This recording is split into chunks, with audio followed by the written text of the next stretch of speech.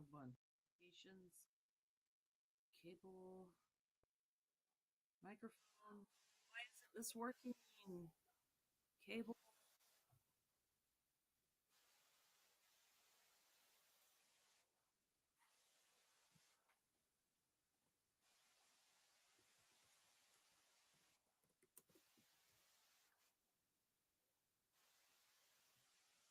Oh shit.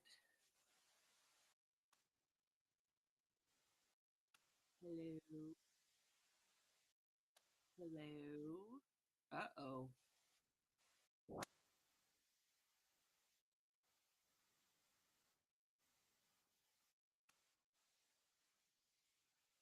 What the fuck? Digital microphone.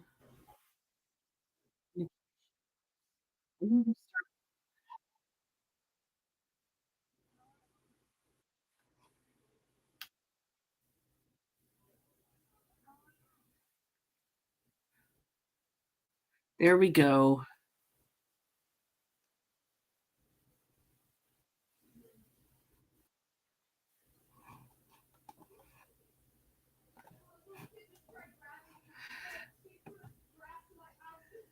Show. Wait a minute.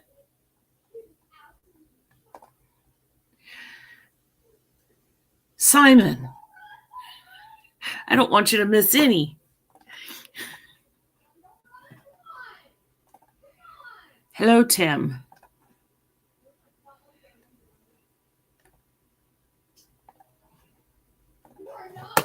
Yes, as the title says, I did moisten my turkey with mayonnaise.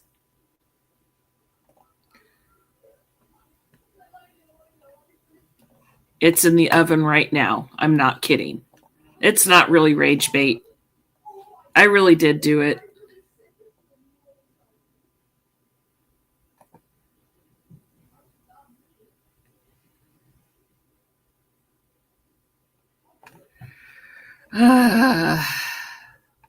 Links up in the top if you want to come up.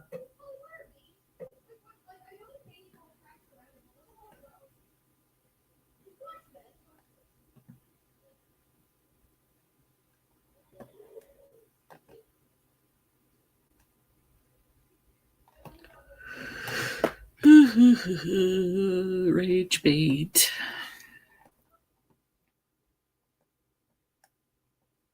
I didn't want to go to the store. I didn't have any olive oil. Butter was rock hard. So what should I have done? Mayonnaise has oil in it, right?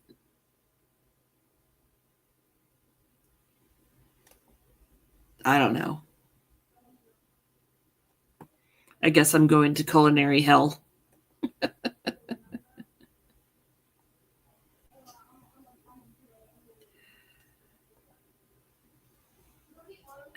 Alrighty, Tim.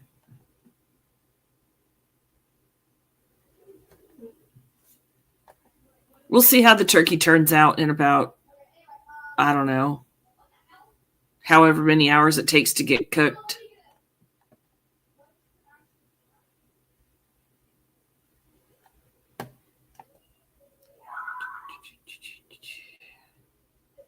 We're kind of having a low key, late Thanksgiving kind of thing.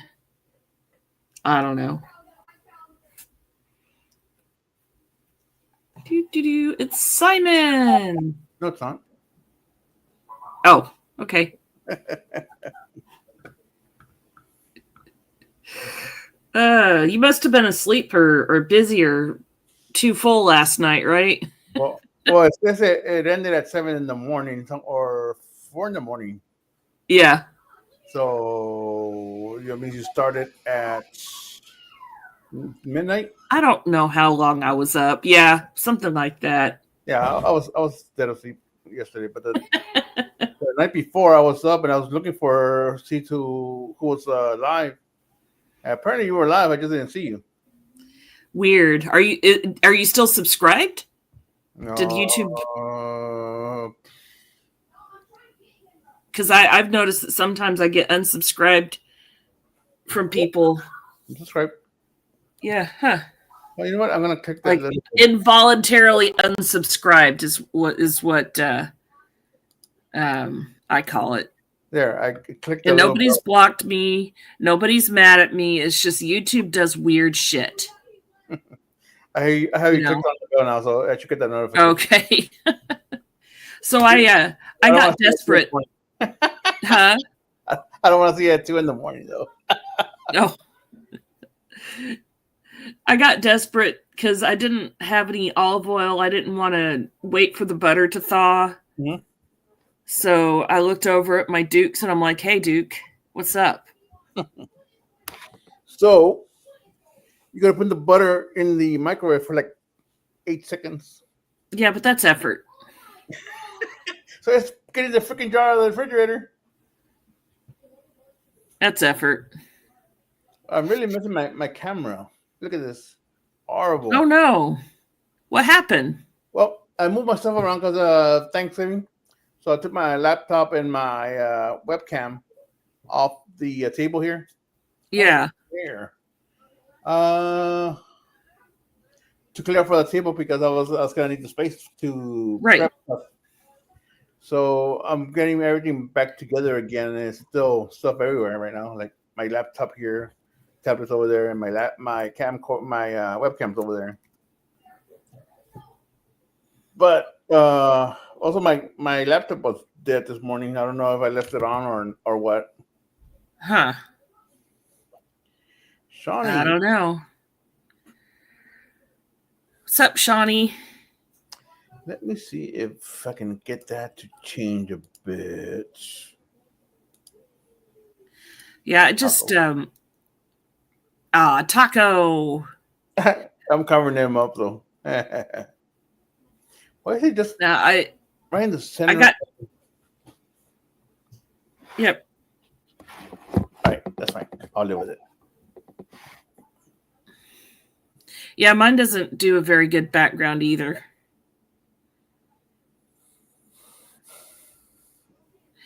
I got desperate. I had the rub. I didn't want to go to the store. I didn't want to make a bunch of purchases for just because I needed olive oil or something. You know, like I don't want to order grocery delivery just for that. Yeah. It's not time to order or go to the store or anything like that, you know. So I just took my mayonnaise and mixed my rub in it and rubbed it on the turkey. It works. Because mayonnaise is oil. It's mainly oil. Yeah. I think I used a bit too much mayonnaise, but it might fry the skin a little bit. So it might what? Fry the skin. Fry the skin? Yeah. Oh no, not crispy turkey skin. Yeah. I don't feel like there was enough rub, you know. Okay. I like a lot of rub. You can always add more on it. Yeah. I wish I'd had a glove because getting that mayonnaise off of my hand was difficult.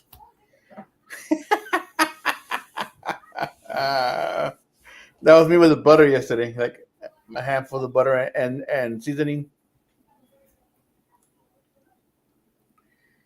Yeah. I mean, when some people, or maybe most people, when they think about rubbing mayonnaise on something, it kind of, I don't know, thinking about doing it myself kind of ooked me out, but I didn't really have a choice. I mean, I did have a choice, but the choice between not spending more money and spending too much money, you know. Yep. One thing I don't have is foil. Oh, that sucks. Yeah. So I'm doing the high temperature for so long and then lower the temperature. Yeah. And then clasping my hands in front of my face. I did I bought that 500-foot roll from Sam's Club. I don't have a Sam's membership anymore. It was like $40, but it's 500 feet, so kind of lasts me forever. Yeah. Or maybe $2.50. I don't remember. I gotta look at the roll. Sam's has rather big rolls, but I'm not prepared to spend $40 on a roll of aluminum foil. So I did that because it saves me time later on. Like I don't have to go. Well, yeah. That's why I get the 60 count eggs when I go to the grocery store. That'll last me most of the month. No, we don't eat a whole lot of eggs or milk around here, for that matter. Yeah, I don't do a whole lot of milk, but we still have it just in case because I needed it yesterday for the mac and cheese, or at least my niece did. Yeah. And so we had extra, and then all the eggs for the cornbread and everything. That helps with the. Well, and then I did buy a bunch of butter when I got my grocery order last week. I had a lot of extra butter because I was gonna need it today or yesterday. Yeah. Shawnee's getting storm ready. And I can't type. There we go. And Tim wasted a trip. Yeah. He had. Oh, that's right. He didn't. He was just driving home, but he didn't say from where. Huh? Probably the doctor's. That wouldn't that have been this morning though? I guess. Yeah, I guess so. What do you call it? I threw out my mom's. Well, that's Tuesdays. Yeah. You threw out what? I threw out my mom's old chest freezers. It had been unplugged, and apparently it wasn't super clean. And when we opened it, it was full of mold. Oh my God! Super sticky mold. So threw it out. Apparently, it was still working. It was just unplugged or turned off. There was no food in it, but it wasn't super clean. So my sister ended up getting me a new one, a brand new one. Yeah, you don't want to mess with mold. Yeah, and like I said, glad I didn't have any food, but instead of keeping it in the garage, I ended up moving it into the living room. Took out the left seat, put that in the garage, and then stuck this. I think it's either I think it's a 7 cubic foot, might be a 10. One of the little ones. No, I've got one of the little ones. It's a big one. It's like a 10. I think it's a 10. Oh. Okay, it's about the size of a love seat. So. Yeah, I've got my chest freezer in my living room, but actually this one is now 12 years old. Mm-hmm. So hopefully it keeps going for a while. Yeah, that I originally got this little tiny chest freezer to keep milk in when my kid was a baby, and obviously that's not what I need it for anymore. So I put food in it. Tim. That's a lot of tinfoil hats. Yeah. So my mom used to buy a lot of food and keep it around. Yeah. Like a lot of meat in those chest freezers. Yep. But whenever I can, I'm gonna do the same thing. Just buy a pork right here, buy some extra chicken, stick it in there. Oh no, Tim. Oh no. Oh, that sucks. That sucks. Yeah. I like my Walgreens is open 24 hours. If I ever need it. Right. There's a 24-hour CVS close to me. Well, not too close, but close enough. My CVS is literally 3 blocks away from my house, but they close, I think, at 8. The pharmacy closes at 8. The Walgreens near me keeps small town hours. I don't get it. And it's not exactly in a bad part of town. But no, it's my town's not, it's not small, but it's not like huge. It's a suburban town. Yeah. So I'm not sure why nothing around here is 24/7, except there are some 24/7 restaurants, but one of which, when I worked in semiconductor, that one restaurant kept me fed pretty well.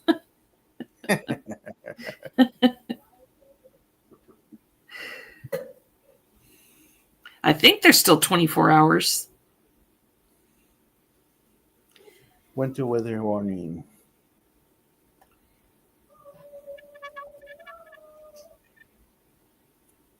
Oh, yeah. That way, if you're stuck there for weeks on end, and no, you're not going to be stuck there for weeks. But yeah, I get it.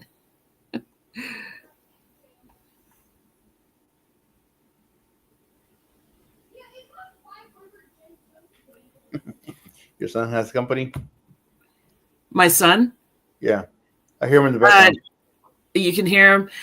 No, he's talking to. He's got an online friend in Canada. Oh, okay. Yeah. Yeah, He sounds really talks excited. loud enough for everybody to hear. Keep telling him he needs to keep his voice down. Oh, that sucks, Tim.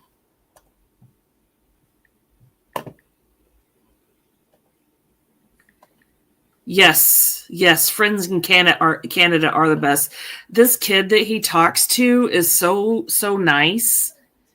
Yeah, I mean, he's still a kid, so he's gonna, do a kid thing sometimes.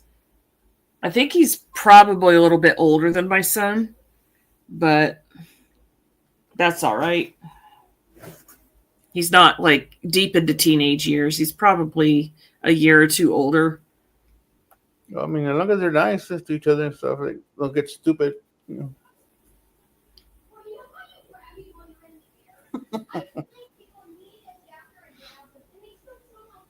Yeah, I need to. Does anybody know what's the largest food saver bags they make? The largest food saver bags? Yeah, like vacuum seal? Yeah, vacuum sealer bags. You can get rolls of vacuum sealer bags. But the width, that's right. Right. The width, 20, well, I don't want to lie, probably no wider than than any of the food sealer machines. Yeah, I think I've seen the widest is like 11 inches. Do you want it vacuum sealed or do you just want to seal it? No, I want a vacuum. Okay. I was going to say, you can get an impulse sealer that's pretty wide. Impulse. Yeah, but they don't vacuum. Oh. So what to do is just seals it in the bag? Right. It just seals the plastic together. And can I use that in the freezer? In the freezer or? Well, I need to be able to freeze stuff. You want a vacuum sealer. Yeah. Okay. Impulse sealers are more for dry goods stored on your pantry shelf with oxygen absorbers. Okay. In Mylar bags. Those are handy too. Because they're the Mylar bags, those silver ones, they're thicker than the vacuum seal bags.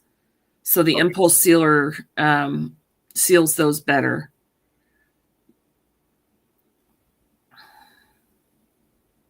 They don't order what you need until you order the refill. Yeah. Well, my actual pharmacy is a little pharmacy, and they have me on because it's everything's 90-day supply because I'm in insurance. So yeah, once they have me basically on a timer. Once they have like a week's supply left, they let me know, hey, it's time to resupply. And they call. Then I end up calling them and telling them what I need. Yeah. My son's 90-day supply of insulin is ready for pickup. Mm-hmm.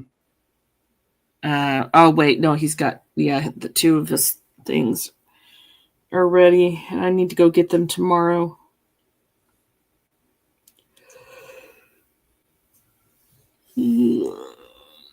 And of course, my employer decided to switch insurance companies entirely. Oh. Completely, unrelated to each other. And I'm like, God damn, really? I'm going to be paying just not a whole lot more in insurance, but a little bit more for the premium for me and him. Mm-hmm. Do you have to it better be worth it. Do you have to change doctors or stuff? I don't know. Oh. I really, really don't know. Hopefully it's better.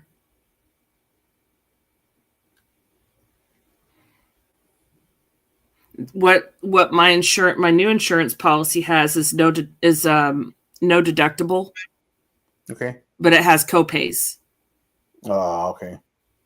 Which, actually, to be honest, I would rather have it that way than having to fork over hundreds of dollars every time I go see a doctor or he goes and sees a doctor, Right.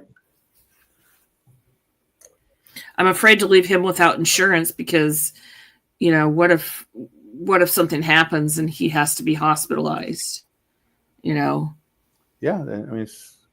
those bills are horrible, man. Insulin is expensive as hell. Yeah. There's no guarantee he could get on CHIP, the state insurance for people who don't qualify for Medicaid, for, the kids, there's no guarantee that he could get on that. So I had to make sure he had something. And the insurance we've had this year sucked big time. It looked good on paper, but when it comes down to it, what it does is it makes the providers, it makes it look like the insurance company covers 100% of everything. But in reality, they don't. They just back charge me for it. Oh, really? Yeah. So that's not helpful at all. So I'm going to be paying them until the end of creation for stuff. Yeah. It's stupid. So how long before your turkey is done? I just put it in right before I started this live. Okay. How big was it? I would say about 12 pounds. Okay, so it's not too won't be too long. Maybe. Hopefully not. I didn't actually weigh it. I do, however, have a meat thermometer. So okay. Yes. Good. That's how I make sure my turkey was done. It was the breast and the thighs were to temperature. So no, Tim, I didn't spatchcock it, and I didn't quarter it. I did manage to get a turkey pan off of the Buy Nothing group in my area, and so yeah. And then now I'm afraid I brined it too much. Like, I'm afraid it's going to be salty as hell. And if it is, then I'm just going to have to make turkey soup out of it or something. Okay, I got to ask, what's a Buy Nothing group? A Buy Nothing group is a Facebook group specific to your area, where people in a certain geographical area offer things up for free or say that they're looking for something, and you can't charge for it. It has to be free, but you can pick who gets it. Okay. And there are thousands of local Buy Nothing groups. Like, I have one specific for my area of Richardson, and if I ever move out of the confines of that group's area, I have to leave the group and find another one. Okay, yeah, of course, because it's regional, so it's regional, yeah. So, is there like a radius as to what region it'll cover, or it'll be just for? It depends on the group. I'm sure that there's one in San Antonio. I'm sure, yeah. Yeah. No, they have boundary lines. I'm right on the southern edge of the boundary. But I got a turkey pan. Somebody, I don't know who, I've never met him. He came and delivered it to my door and left. Awesome. He's like, I knocked on your door. Nobody answered. I'm like, man, we were asleep. He's like, I'm sorry if I woke you up. Oh, no, don't worry about it. I can't hear anything when I'm asleep, apparently. So, oh, shoot. I wish I could do that. I'm a very light sleeper, and though now it wakes me up. Yeah. So I think the only thing I had to stuff in the turkey cavity was an onion. I didn't have any garlic or other aromatics, just an onion. So because my turkey was so big and I was running out of time, I told my family I'm going to have to cut it open and spatchcock it. Uh-huh. So mine was spatchcocked. Yeah. That was a big bird though. Oh, guess what? It was still frozen. Oh God. Partially frozen, and I told him, the only way I'm gonna be able to get this cooked is if I flatten it out and increase the heat on my on the smoker. That's why I didn't want to use that big one in my freezer, because I knew it would take a long time to thaw. And I didn't have that time. And then I got the opportunity to get that smaller one, and I took it. I'm like, all right. Yeah, I would always much rather deal with a smaller turkey than a large turkey. It's just easier to work with.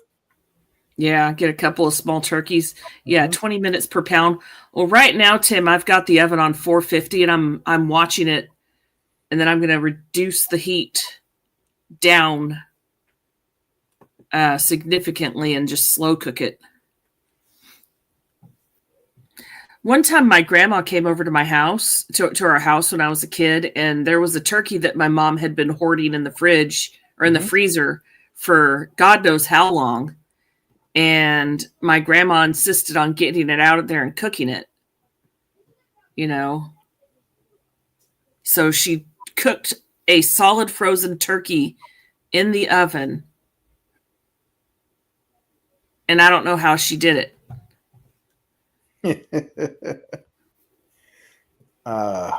Couldn't tell you. But she did it. She got that turkey cooked. I guess it took all day, I guess. Yeah, because high heat and perseverance just get it through. Yeah, I have no idea. I really want to peek in on this turkey and see, because it's been going for almost 30 minutes now at 450. Let's see. Might as well get something to drink while I'm in the kitchen, right? Of course. Well, like setting up right here in the dining room, because I can just turn around. The refrigerator is right there. Yep. I've got a fridge next to me, but it doesn't have any beverages in it. Well, you need to fix that. Oh, man. That turkey's looking nice and round. How much longer at 450 should I cook it? You have a wireless thermometer? No, I just have a analog dial thermometer. Oh, okay. I thought you have one where you can stick it to the bird and find out what's the internal. I used to have Inkbird, but I don't know what happened to it. My grill thermometer, my smoking thermometers. Mm-hmm. I used to have a set of Inkbird. Inkbird's pretty good. Hey, Moose. I don't know what happened to him, though. They were probes with wires. I want, hey, Demoose and Bulldogs. 450, 325 for 2.5 hours in front of oven. Wasn't even looking at the chat. Yeah, Shadi, it's you started at like an ungodly high heat to seal the skin, and then you turn it down. You turn it down to something for so long. Hold on, I'm adulterating my tap water with flavor. Okay. Oh, 450 for who knows how long, then 325 for 3.5 hours in convection. Yeah, I don't have a convection oven right now. It's just a regular old plain boring apartment oven. It's a gas or electric? Moose. Huh? It's gas? No, it's electric.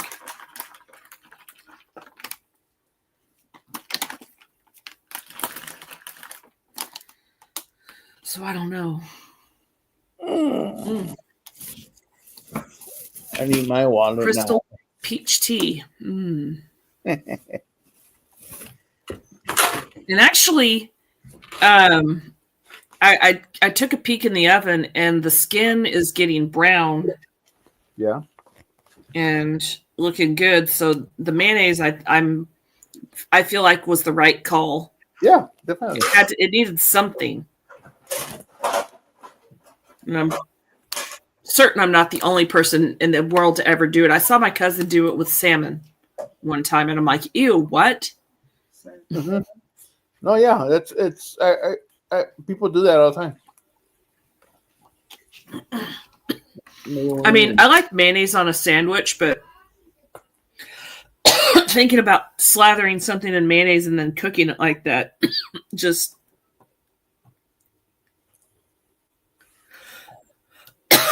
Excuse me, I swallowed wrong. We use mayo to marinate chicken and pan fry it. Really, Shawnee?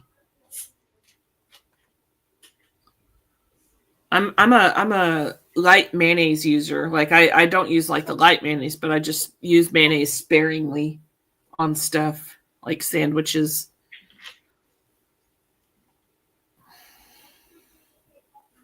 Like I could never look at a spoonful of mayonnaise and go, and eat it. That's so gross.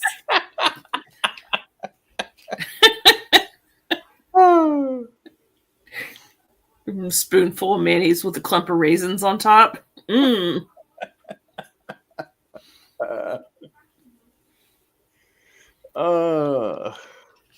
let me get some Duke's mail right here. It looks real tasty. I don't even like raisins anymore. Yeah, I still do, but rarely. Chocolate covered raisins. Raisins and oatmeal cookies. Yeah, that's how I like them, but not the chocolate. I don't like them that way. You don't like chocolate raisins? Mm-mm. What are they called? Goobers? I don't remember. Raisinets. Raisinets. I like, the occasional raisin and trail mix.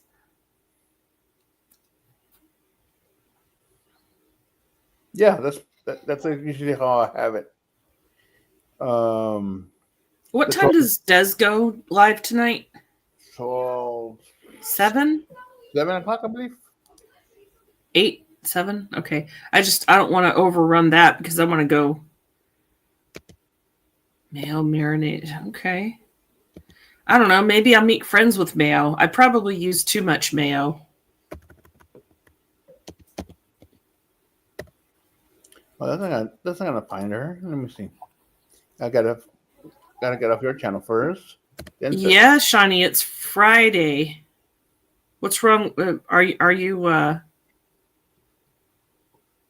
What happened?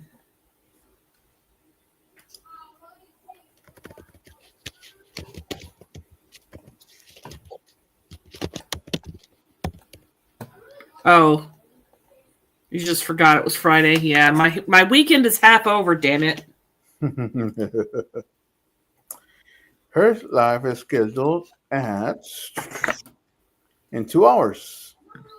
So 7 hours. Yeah, 7 o'clock. It feels like Saturday. It does feel like Saturday. It does. That was Sunday. That means you work tonight. Oh no, Shawnee. Oh no.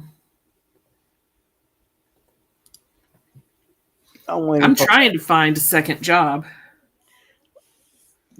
The one your friend didn't go through, or? Well, we're still negotiating. I told him what would work for me. Because obviously nobody can dictate what will work for me and what won't. So I also have some other things in the works as far as work from home stuff. Because I flat out told him I can't go to people's houses. It's going to have to be remote. Mm-hmm.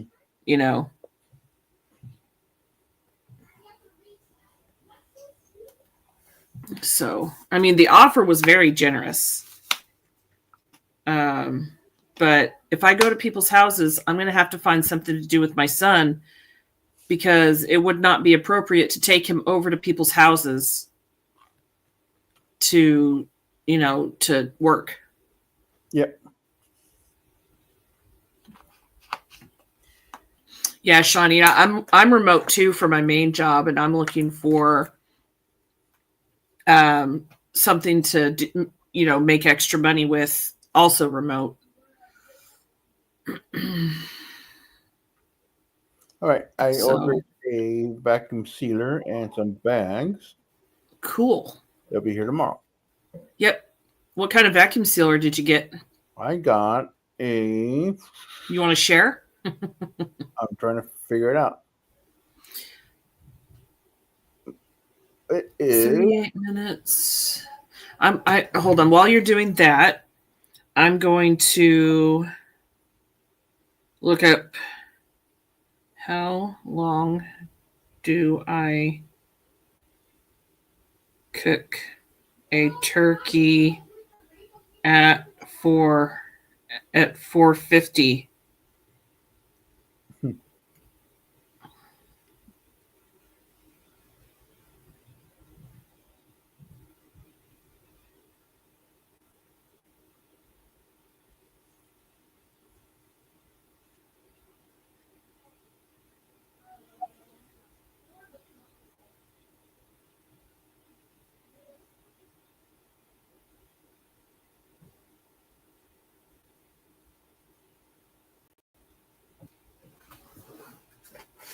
Oh, I need to turn it down according to these directions. I hope I don't burn the turkey. I'm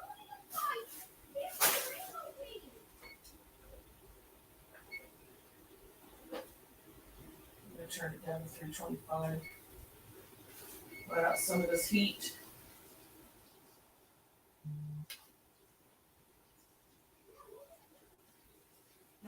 It's looking good.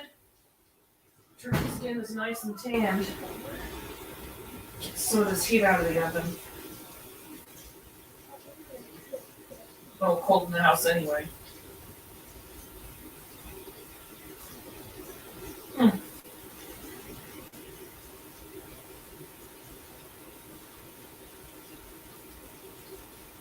I want another convection oven now that Bulldog's mentioned it. Mm-hmm. All right, so it's just a pretty standard vacuum sealer. So I ordered one that will do a 11-inch bag, and I bought a row of bags as well, or not bags, but other material to make my own bags. This is what brand is it? Mega Wise. It's probably an Amazon brand. Mega Wise. Okay. Yeah, I've got to let the heat out until. Yep. Yeah, vent it up. The oven starts preheating again. Ooh, I forgot to put the turkey neck in. I hope.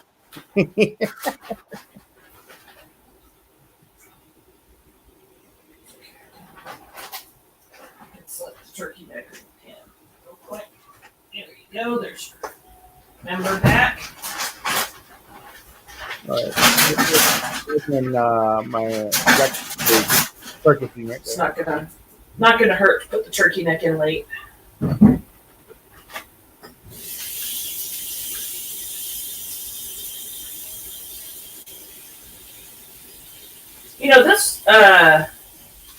This turkey did not come with a giblet bag.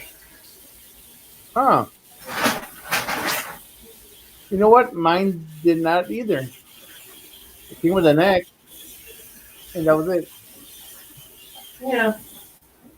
It's like, what the heck? Not that I used giblets or anything, but it just didn't come with a giblet bag. I'm not even sure why I saved the neck. It's good. There's good meat on there. Okay. I mean, smoking it, maybe, but I don't have a smoker. I can't smoke anything. I've got a smoker out on my porch just rusting away. You can use it outside? Nope. Yeah,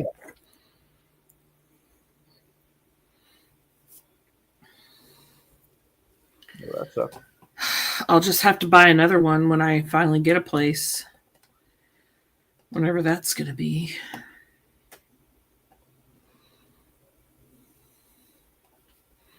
That's why I don't want to spend extra, because I'm trying to get out of here. You know? Yep.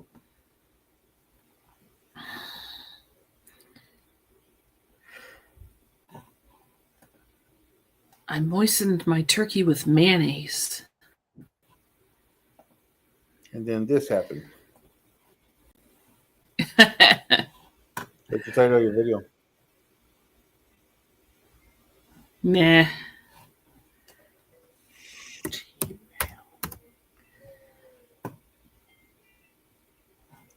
Okay, so I turned the oven down to 350. Mm-hmm. I vented out a lot of the heat, and then it should continue to cool down. It got hot in that kitchen. All right. Put the turkey in the oven at 400 uncovered. Oops, I did 450. 400 for 20 minutes to brown it, and then reduce the heat to 325 for the next 1 to 2 hours until the internal temperature reaches 140 to 145 or so. Well, which is it? Or so. Internal temp of a turkey is like safe. It's like 165, I believe. I want to Google that. Help. I accidentally baked it for the first 1 hour, 45 minutes at 450 instead of 350.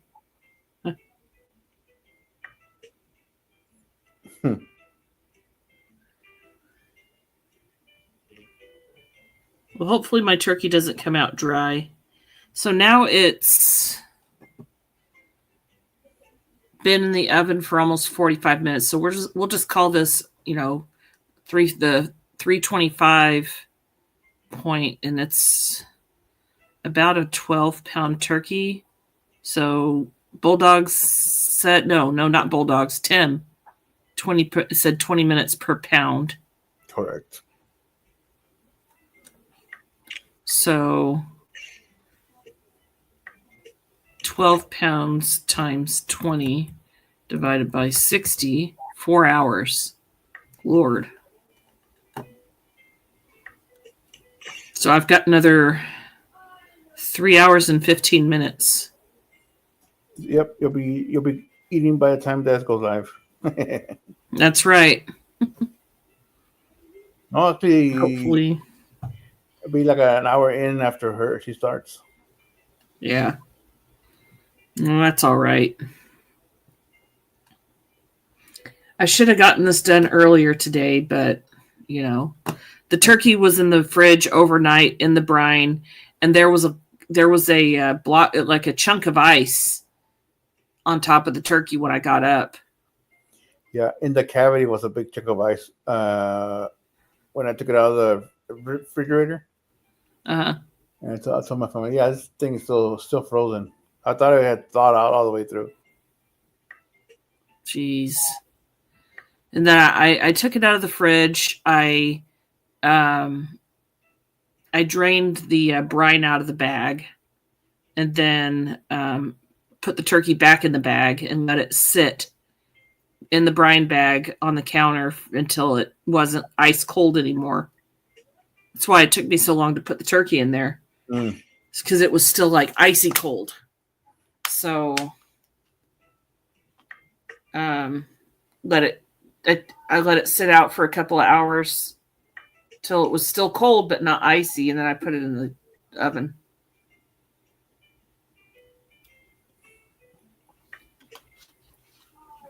Not exactly safe food handling practices.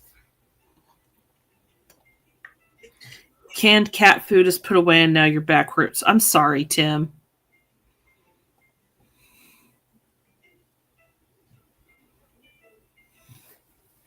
I haven't bought canned cat food in a while.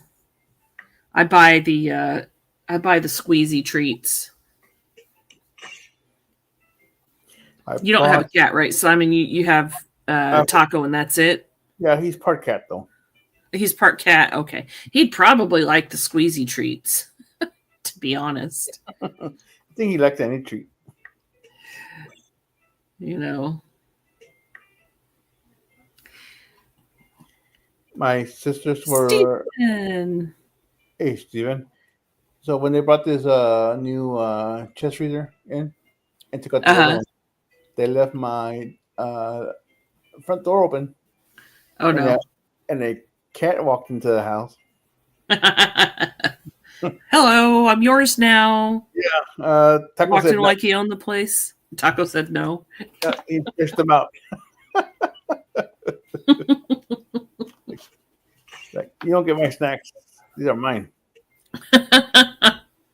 It's Taco's house. Yeah, like not even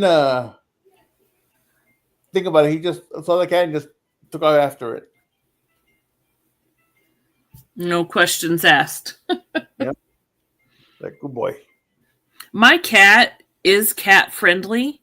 Mm-hmm. You know, the way he sucked up to my older cat when I got him. But now that he's been without another cat for a couple of years, you know, I'm wondering, is he still going to be cat friendly if I decide to get another cat? Well, one way to find out. Gotta borrow somebody's cat. No.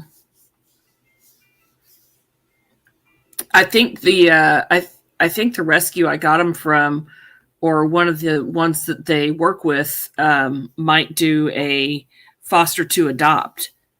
Okay.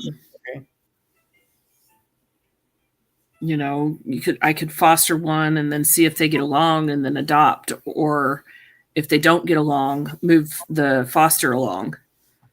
Okay. Yeah, that seems reasonable because if they're not gonna like each other, it's gonna be right. Nope. I've got to have harmony here, and I don't want two cats being stressed out because I want to keep them and they hate each other. Yeah. You know, I'd rather see them go to a happy home. My older cat didn't really like Jester for a while, but he tolerated him.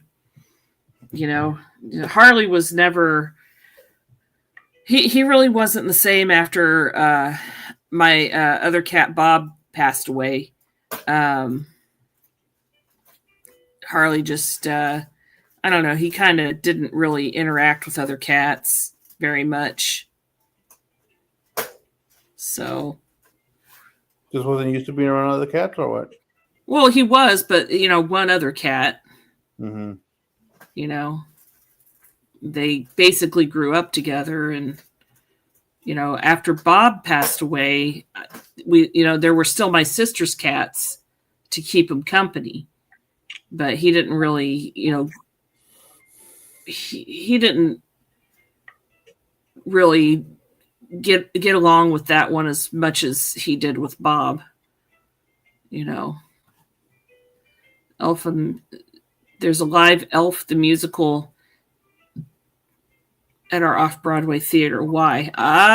Elf as in the grown person who was raised by Santa as an elf, or Elf on the Shelf, Tim?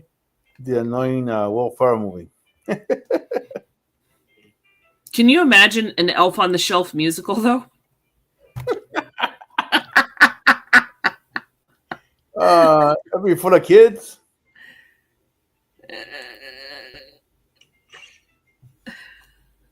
Hey, Drop. Wait till the movie I tuned a guitar tonight and found that I haven't played in 2 years. My fingers hurt. Oh, no. Get some picks, Drop.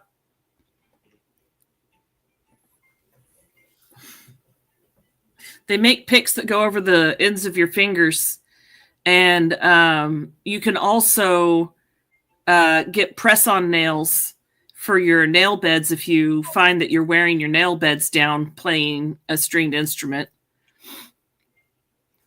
You don't have to paint them or anything. Unless you want. You have them? Yeah. Oh, you have picks and stuff? So it's just your muscles and ligaments that are sore? That means you need to practice more.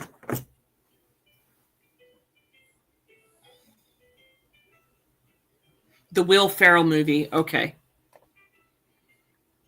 I can't imagine, Tim. I wouldn't recommend going and seeing it. Not that I've seen it, but I mean, everything's a musical, right? Can be. We did Dracula the musical when I was in high school. Really? Yeah. Which Dracula though? The newer one or the one from like the black and white? I think it was basically rewritten. It was from the perspective of an insane asylum. Wow. Okay. Yeah. There's video somewhere out there. All right. We have a mission.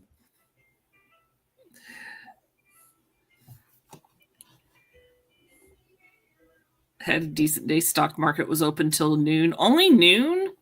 Lazy. They need to be up more. You know, like they need to open during normal business hours. But if you paint them, it's more entertaining. Yeah, the paint doesn't last long, though.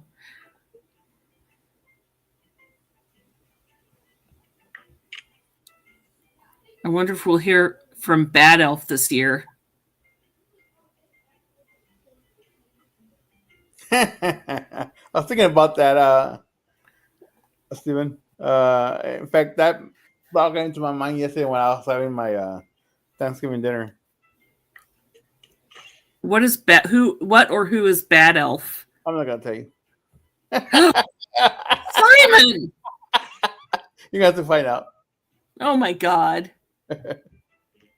Are you a good elf or a bad elf? Well, but I've been a bad elf. Yeah. I wonder if there's. I might have to cut into a short. I have a few on the live stream. I think I'll cut it. I think I'll cut it short. I'm remodeling my house this winter. Got materials coming Monday. Cool. There's some on Sleeper Barbecues as well. Bad elves? Yeah. But I'd have to go find it.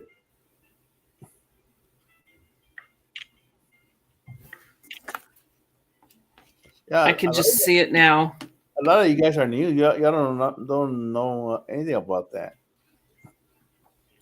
Look, I didn't even know what the smoothie mixer joke was, okay? And that's pretty current, too.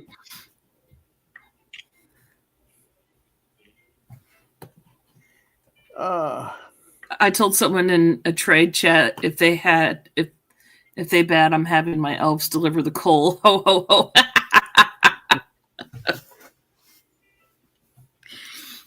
You know, have you had the coal Christmas candy? No, never heard of it. It's actually chocolate in coal shape, wrapped in black foil. Cool. No, I've never seen it. I would get that for my son, except he's never been raised with you're getting coal for Christmas. Yeah. You know.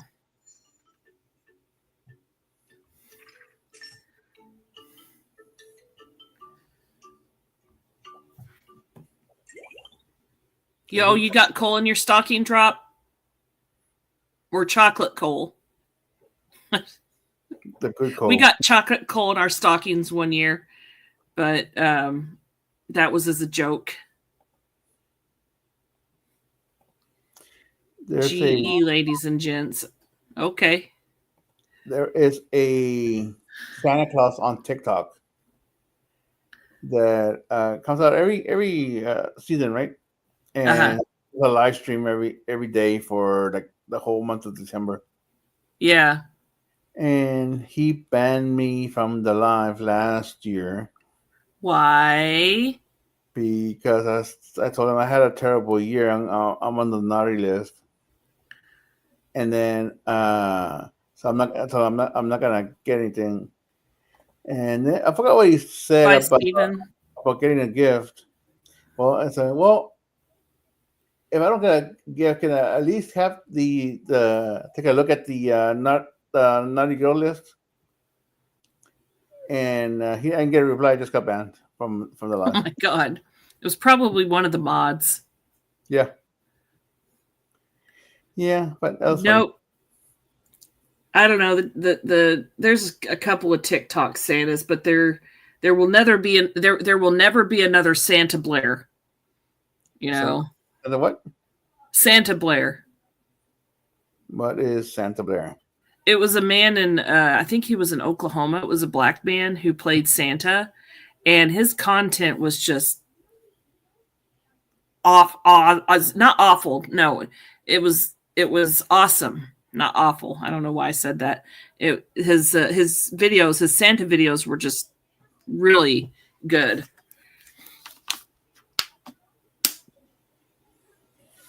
Unfortunately, he passed away a couple of years ago. Oops. Stephen left. Bye, Stephen. Adios, Stephen.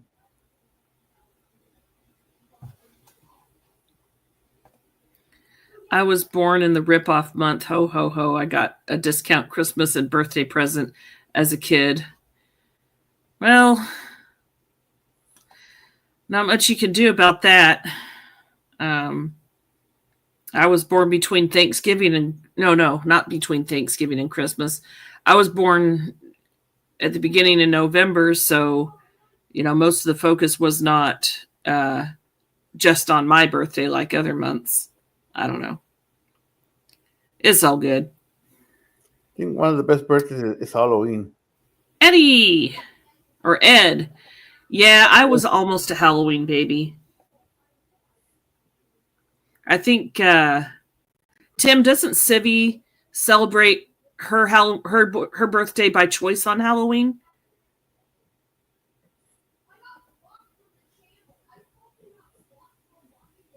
She don't celebrate her birthday.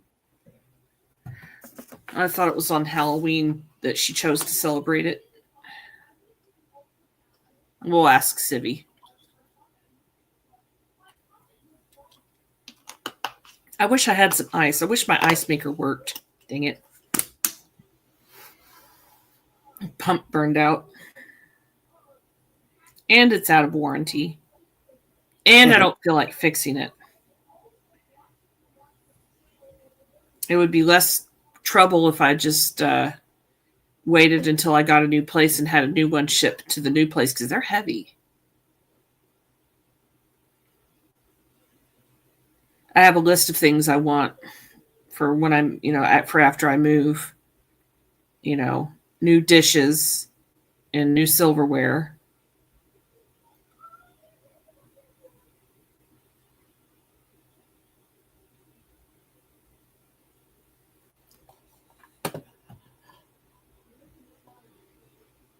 What am I doing? My fridge works for ice, but I have to clear it over to... Yeah, my fridge actually has an ice maker, but there's no water line. She does celebrate on Halloween. Okay. Civvy even pulled it.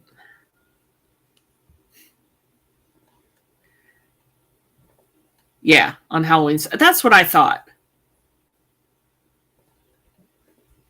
I hope that turkey turns out good. I didn't have enough spices to rub on it. I can smell it. But the smelling good? I guess. Let's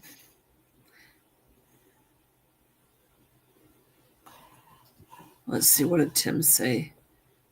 Walmart has our ice machine on sale for $79. Yeah, I'm actually going to need to wait until next year, next Black Friday, to get something like that. Ed, thank you for showing your face and having clothes on. I'm in my truck.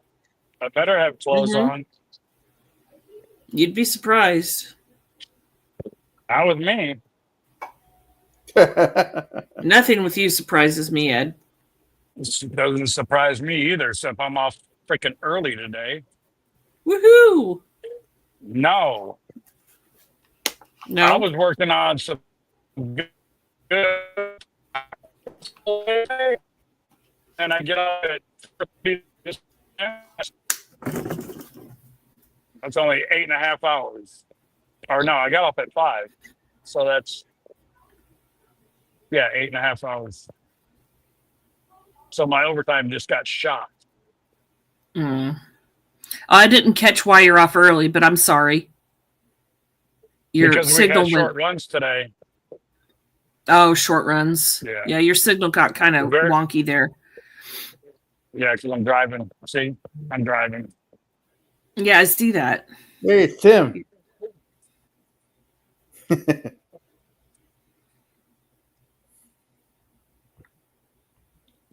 I just thought I'd come up for a minute while I was driving. Yeah. Because when I got home, I got to unload those back there in the back. I got to unload those. And then I got to put the plastic up around the addition, because if I don't, it's going to get wet because it looks like it's going to rain. I haven't checked any weather today. Oh, I see. It says rain coming in about 2 hours. Okay. Well, good thing I didn't attempt to smoke this turkey outside. Yeah. Because I can't do it on my porch, even if my smoker worked. What's up, Drops? Hello, Tim.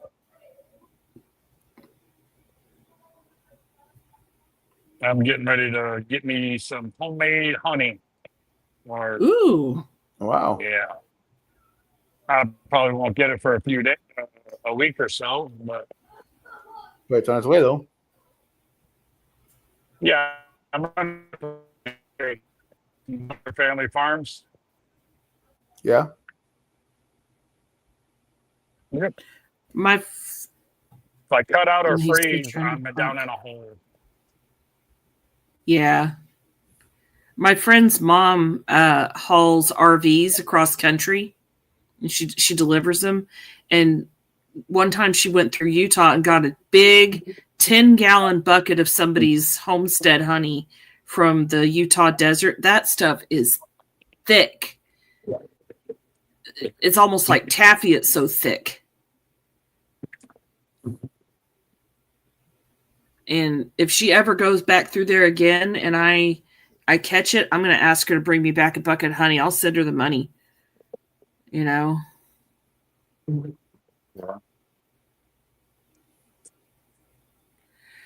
Yeah, I told Jerry the other day, asked him how much it was. And he told me, and I said, I want 2 of them. I'll cash app you the money. Yep. So I got to go do that before I go home. And then I got to do some work before I get on Dez's Live. Yeah. How's your shoulder? Is it feeling better? Oh, hell no. It was until I had to throw chickens for the last 2 days. So it's back to hurting. But that Aleve roll-on stuff works wonders. It's better than BioFreeze and that other stuff. I did something with my right shoulder that's had it hurting for the past probably year and a half, like ripping pain. Yeah. And I've just been I've been stretching it. And I don't quite have the range of motion I had in it. I don't know what I did. I didn't hurt myself. It just, I don't know, just stretching it's working, though. I have no idea. Ooh, the turkey. I know what my problem is, but... You fell. Well, yeah, but also it's a calcium buildup. Oh, a calcium buildup. Yeah, in between the joints. On every joint I have. Yep. I'm not going through surgery. No. I had a calcium buildup in my thumb joint. Used to have there was a little calcification somewhere in a ligament, and that went away after I was pregnant. I know one thing that's going to help me tonight to feel really good. It's called Crown Royal. Mm-hmm. So if calcium deposits, I guess my son ate that calcium deposit. Yeah, you used it to make a baby. Yeah, I used it to make a baby. So there you go. I'm not going to get pregnant just to, get rid of excess calcium. I'm 48 years old, for Christ's sake. I do not need another kid. Now you need the calcium for your own body. All right, actually, I'll get back on if you're still on here in a minute. All right. I'm gonna I'll end it before Dez's live because I want to be in I want to join and chat and stuff with everybody tonight. So okay. Literally, we'll see you in a little while. Bye, Ed. Bye.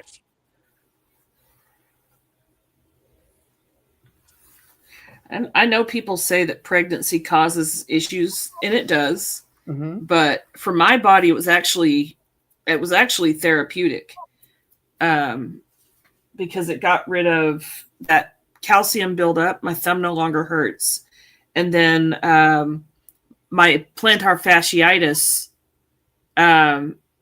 it helped that too.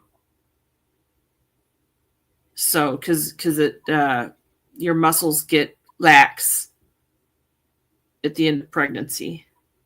So financially, it didn't help me. It's the opposite. It didn't help me financially, I can tell you that. But that's not his fault. He didn't ask to come here.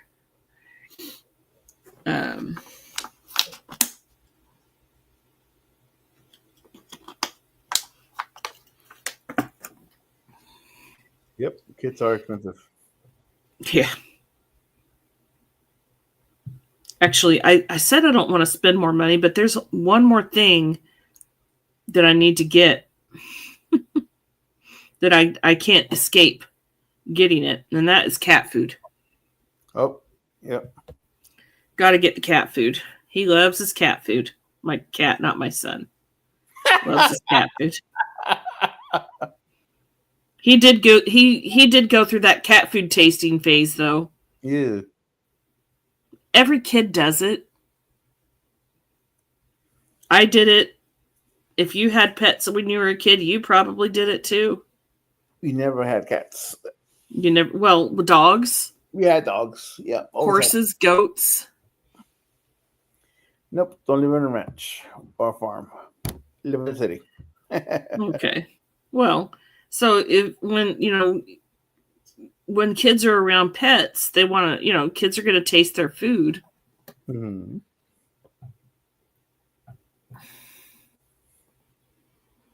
Start using turmeric. Yeah, I do like turmeric.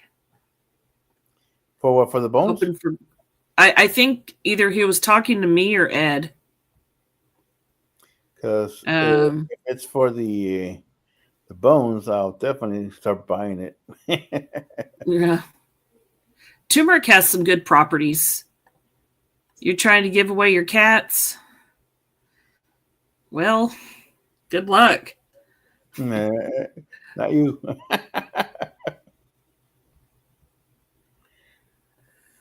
I get to babysit 3 bulldogs for Christmas. They better not fall out of the sleigh, right? Let's see. Cat food. We're not in a hurry for cat food, so I can... You can wait a bit. I order 13 pounds at a time for one cat. Mm-hmm. So... Tacos is about 5 pounds a bag, and that gets me about 3 weeks or so. So one bag of food, if feeding protocols are followed, we're still learning, my son and the cat, that we don't need a topped up bowl every day. Okay.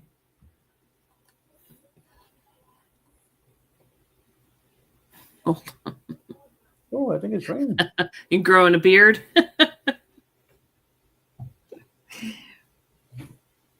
Where's my phone? So if I order now, I can get it by Tuesday, which is plenty of time because he's still got plenty of food.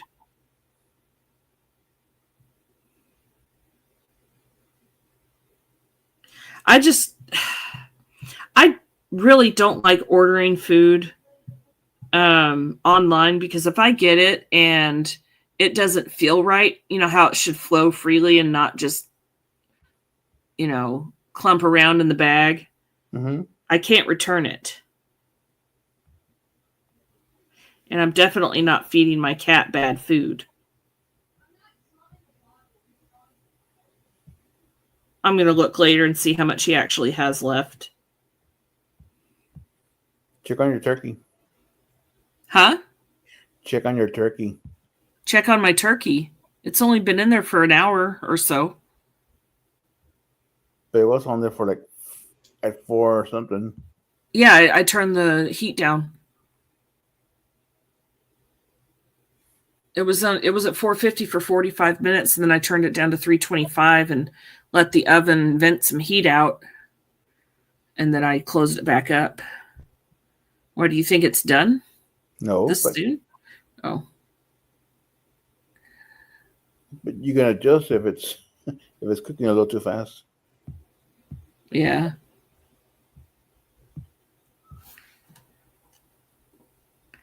You have a beard and the stupid hair on top doesn't want to go gray. Well, you can use chalk. You can get some chalk powder and powder your hair. Don't use talcum powder. But I used that purple shampoo to make my beard go white, because it was mostly, it wasn't very, it was a lot grayer when it was turning white. Mm-hmm. This purple shampoo turned it white. Yeah. Okay, let me go look at my toy key.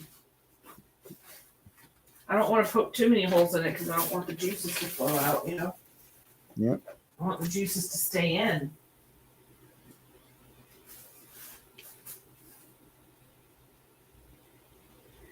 So I don't know if my family's coming over or not. They should have been here by now. It's looking good. The skin is nice and crisp. It's got that papery feel to it, so that's gonna, I hope that rub that I put on it had salt in it. Will?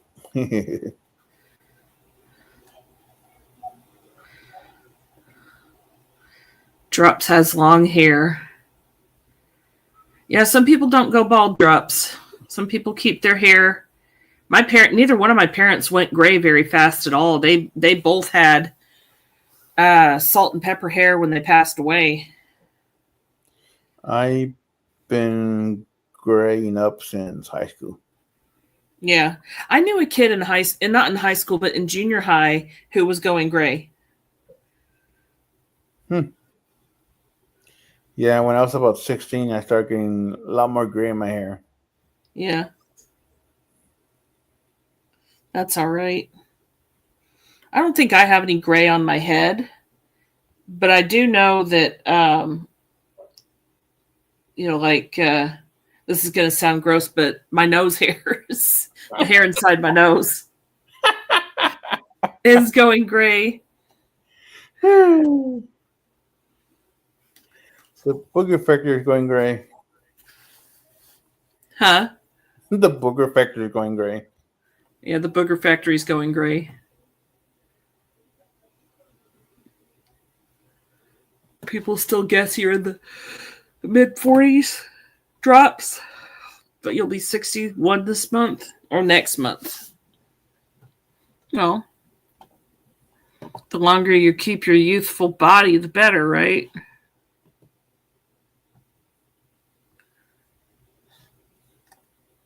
Well, that's good to know. Nobody wants gray nose hairs.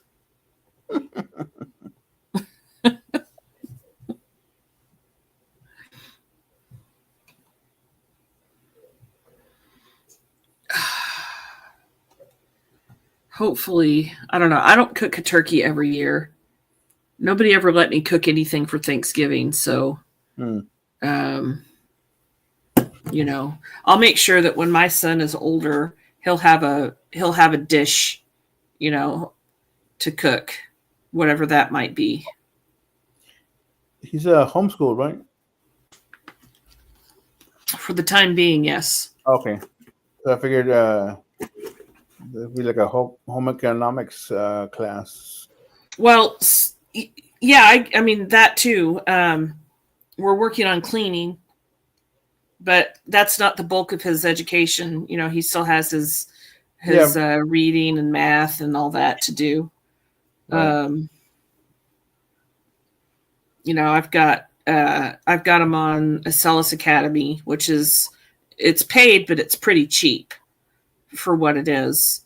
It covers most of the state requirements, and then I use Boy Scouts to supplement the rest.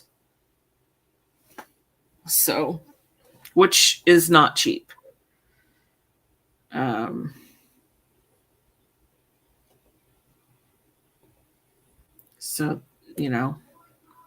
But with the fundraising activities that he does, he can earn his way. So there's that.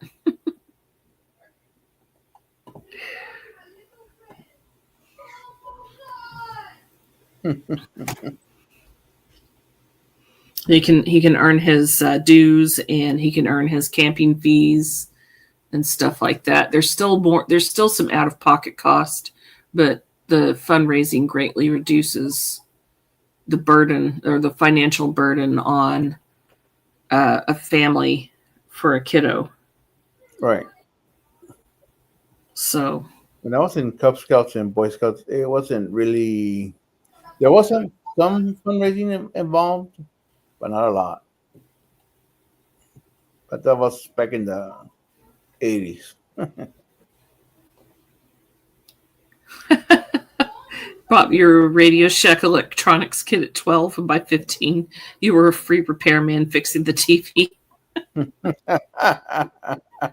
Well, you know what mine did? I kicked a hole in the drywall in my bedroom, and the first time that happened, he patched it. Second time that happened, he went and bought me a drywall patch kit, handed it to me, and told me not to come out until it was fixed. Who was that, your dad? Mm-hmm. I clogged the toilet too many times. He got me a plunger, showed me how to plunge a toilet. What else? I couldn't get the lawnmower to start. He came out, showed me one time how to get it to start, because with this particular lawnmower, you had to take the spark plug out, spray carburetor cleaner in it, put the plug back in, and then it would start. So, oh wow, yeah, it was janky. So that's how we got it to start. So here's this 7-8-year-old kid with a ratchet, carburetor cleaner, and a rag, working on a lawnmower, trying to get that thing to start.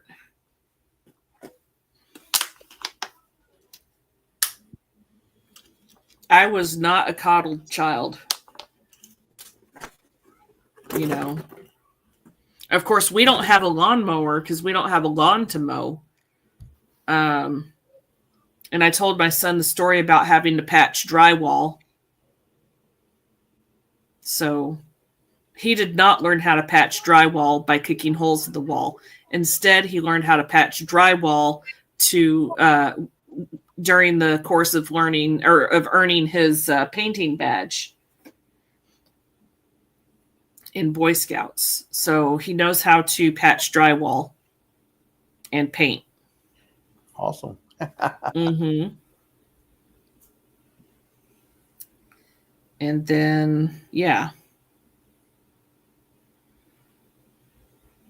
Let's see.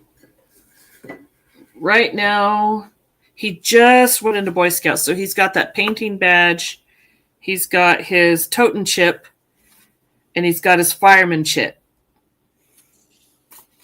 So he can patch drywall, paint, and start a campfire. And whittle. So far.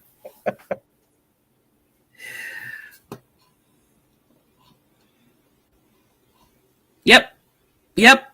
Exactly. We had to learn how to do all kinds of things. We didn't do the canning because my mom was afraid of pressure canners, I guess. Plumbing, electrical, mechanics. No, not electrical, but I do know electrical somewhat. I know enough to get myself an electrician if I need one.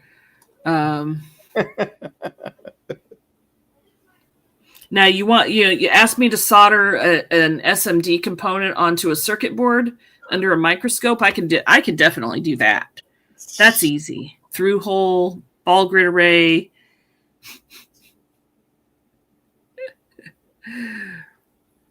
But I'm not messing with high voltage anything, house electrical.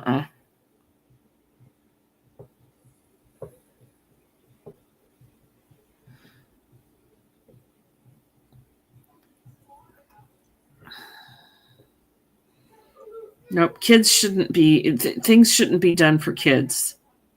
You know, if they're able to do it, then they should learn how to do it.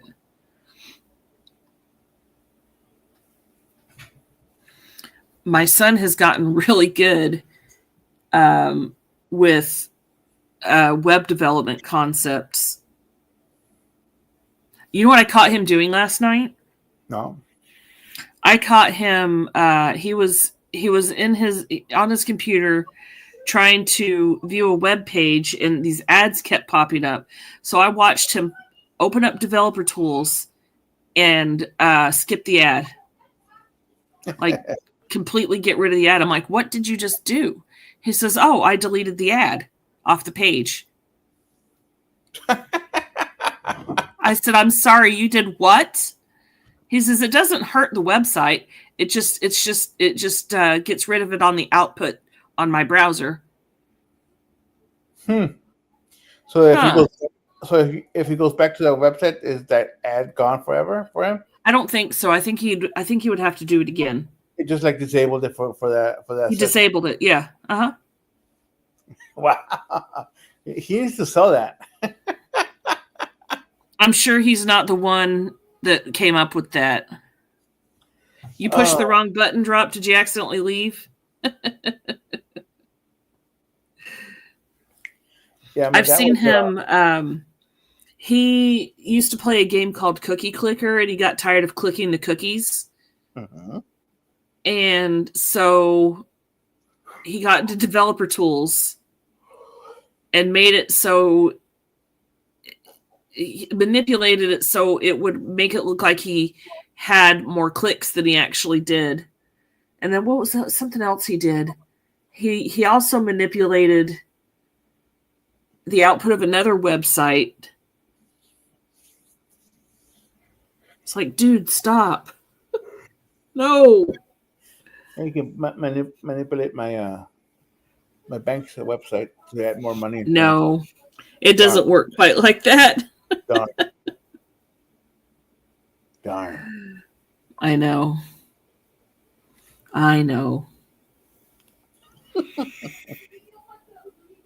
It's like, wow.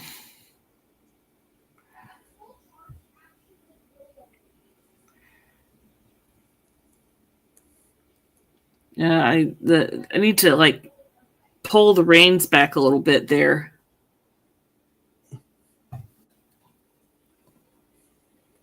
Were you trying to come up, Drops?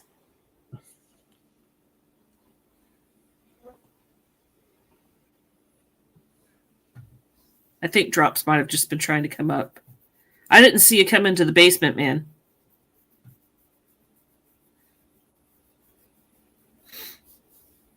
Oh, okay. Yeah, he was trying to come up. He pushed the wrong buttons. I'm sorry. I'm going to end this before 7 o'clock, though, because Peaceful Des is going to be coming up, and her lives are always a ball of fun. So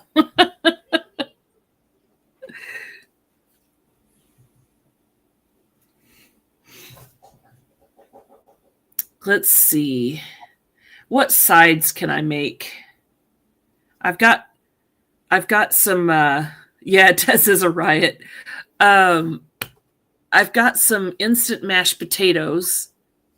Hey, Drops. I've got the Augustin Farms mashed potato gems, if you're familiar with those.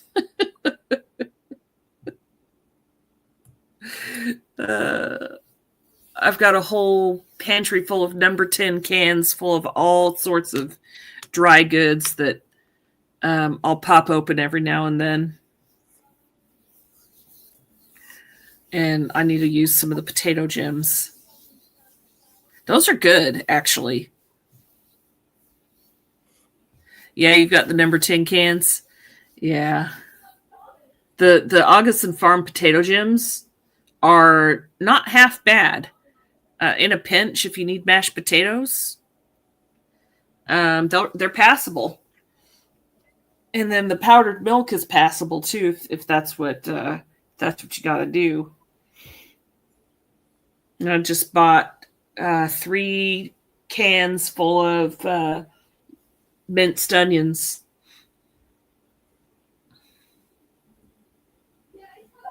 They were on sale.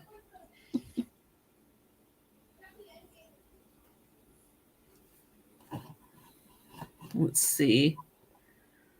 Several 5-gallon buckets. Yeah. Yep. As long as you get them rotated when they need to be. I don't think I'll be buying any of the baking kit or the baking mixes anymore, though, because I never use them. But the powdered milk, potato gems, minced onions. What else? There's and the dehydrated bell peppers. I use all those are the things I use the most. Dehydrated bell peppers? Mm-hmm. You can get a number 10 can full of dehydrated bell peppers. Isn't it the same thing as paprika? No, they're diced. But I bet. Okay. Yeah. Yeah. I was thinking powder. Paprika. No, paprika is basically dehydrated, powdered peppers of some sort.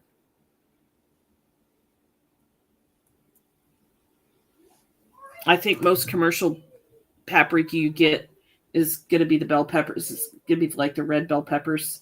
But there are other brands that are made, out of something else. Mm-hmm. But these are diced and they're mixed with green and red. So you would have to meticulously separate them to make your powder. But I like them because I can just take a handful and throw it in some pasta sauce, and I don't have to chop anything. It's fantastic. I mean, the texture is kind of, texture isn't like fresh bell peppers, but oh well, it adds a really good flavor. And then I accidentally toasted the rest of my minced onion that was in my half-gallon jar because I left it over the pipe on the, you know how the stove has a vent pipe? Mm-hmm. Or the oven has a vent pipe. Right. So I accidentally left my probably about a cup of or half a cup of these diced onions that I had in a half-gallon jar, and they got toasted. So I'm interested. Well, I mean, I'm sure they're still good. I'm just interested to see what kind of flavor they have now. Let's see. Drop has Drop has a bunch of really cool videos about growing stuff indoors. And yeah, let me check on his channel. I was really tired last night, so I didn't go through the channel. We were up until 4:00 in the morning, me and Drop chatting. Go to channel. Subscribe. All right, I'll go through his channel when I. Yeah, go through his channel. He's got.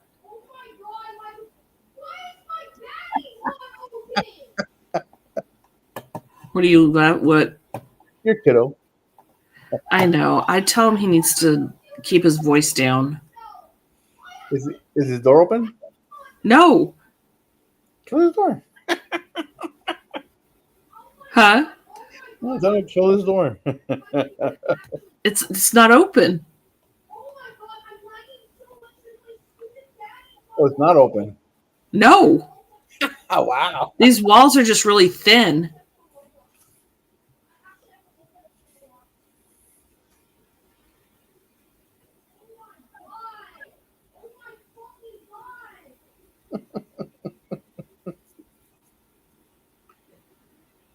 Yeah, he's very passionate about whatever it is he's playing.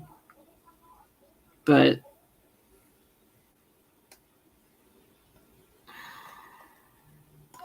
he lets what other players do get the best of him.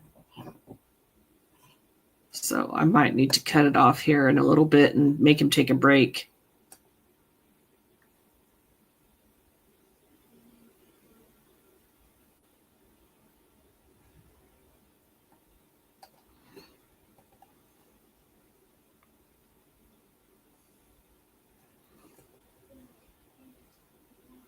What is this pencil here?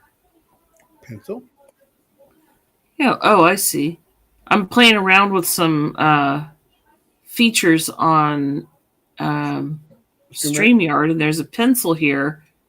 And of course, it doesn't have a little pop-up window to tell you what it's for. Mm-hmm. Add item. Camera slot, media slot. How do you add chat? You have to pay for the premium, I believe. Oh, that's dumb.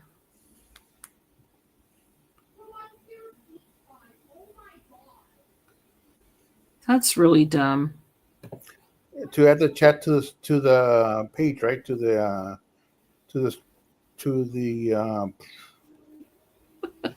over my face, basically. Here we go. I added the chat. Does it take a picture? Share screen.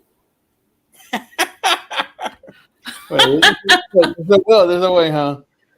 Yeah, see? Wait, is it moving though?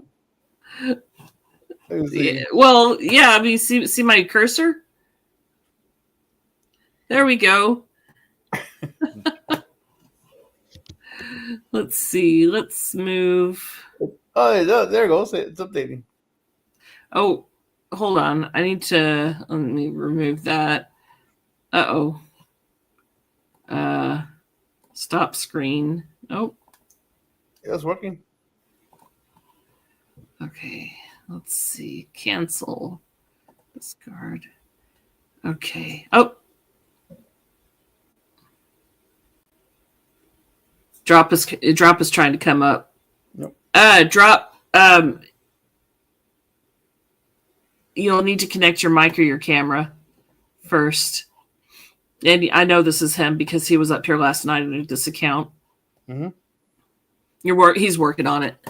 Okay.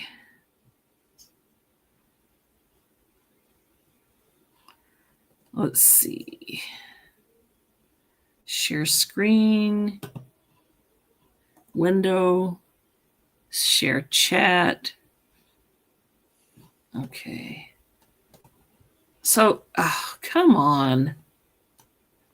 Ha. Okay. And it looks the same as it did before. I know. I'm not sure what I'm going for here. I mean, it's working. It's just a little slow. Oh, but you can make it bigger, right? Too, like so you can actually read it. Well, I'm trying to push it over to the side, but yeah, no. Unless you make the little pencil thing and add and draw the screen and how you want the panel to look. Yeah, that's what I was trying to do. But yeah, I've never done Add that. a media slot. Yeah, I'm not going to worry about it. I don't want to pay for this. I'm too cheap. Yeah, it's especially when this is the most expensive one. Yeah, it's ridiculous. Mm-hmm. Hey, I gotta go. My family's gonna be here in a while, so I gotta get this place cleaned up. Okay. Yeah, if I can, I'll sneak on to Dez's. But I doubt it because my family will be here. So. All righty. Well, have fun. All right. Bye. Thanks for coming up. Bye. Mm-hmm. How do I leave? I don't know. Close the.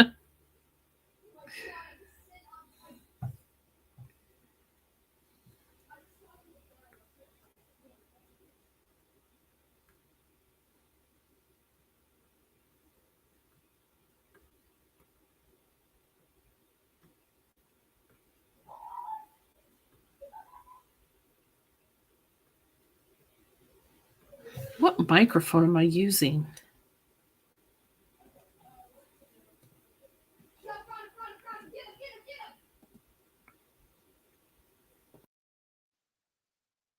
Headset.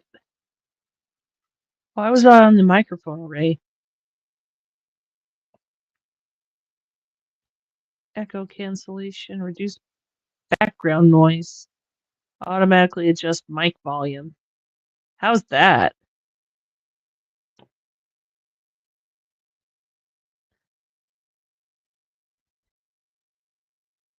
Let's see. The turkey has been in the oven now an hour and 40 minutes. Only 45 minutes at 325.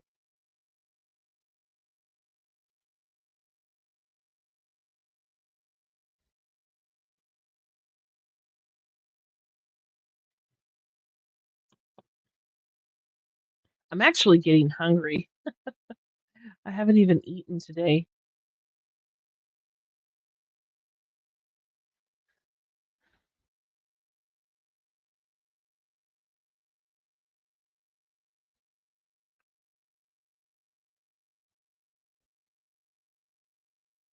Let's see if I have a snack. Nope. No snacky. Dang it.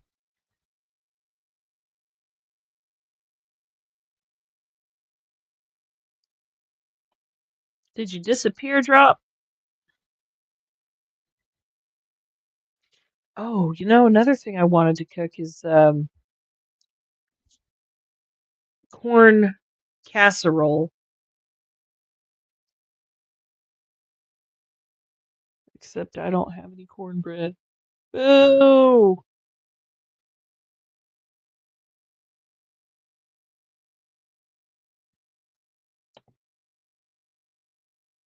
Let's see who's live.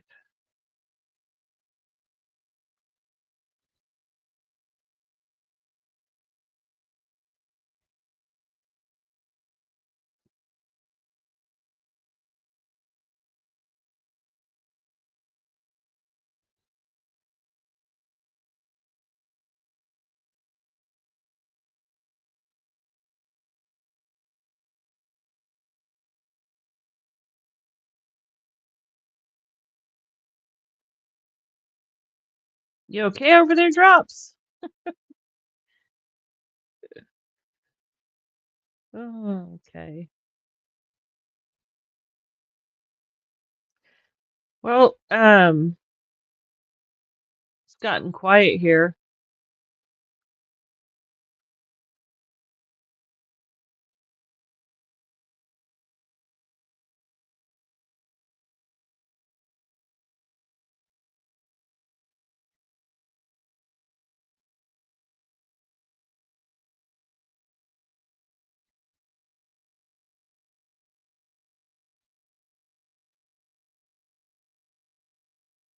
I think I'm going to cut this off at about 15 minutes. That way I can get a snack and stuff like that.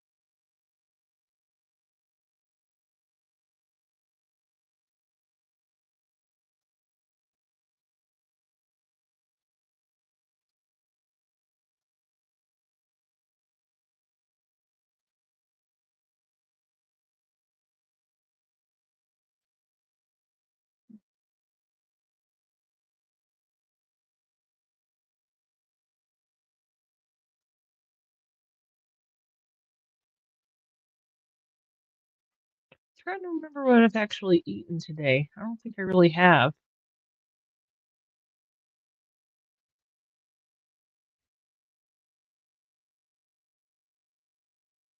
Oh yeah, I had a chicken sandwich. That's what I had. Okay.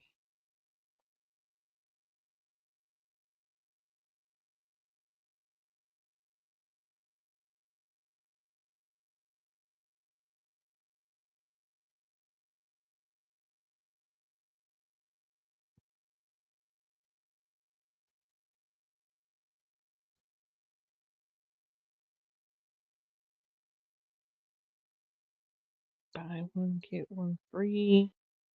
Nope.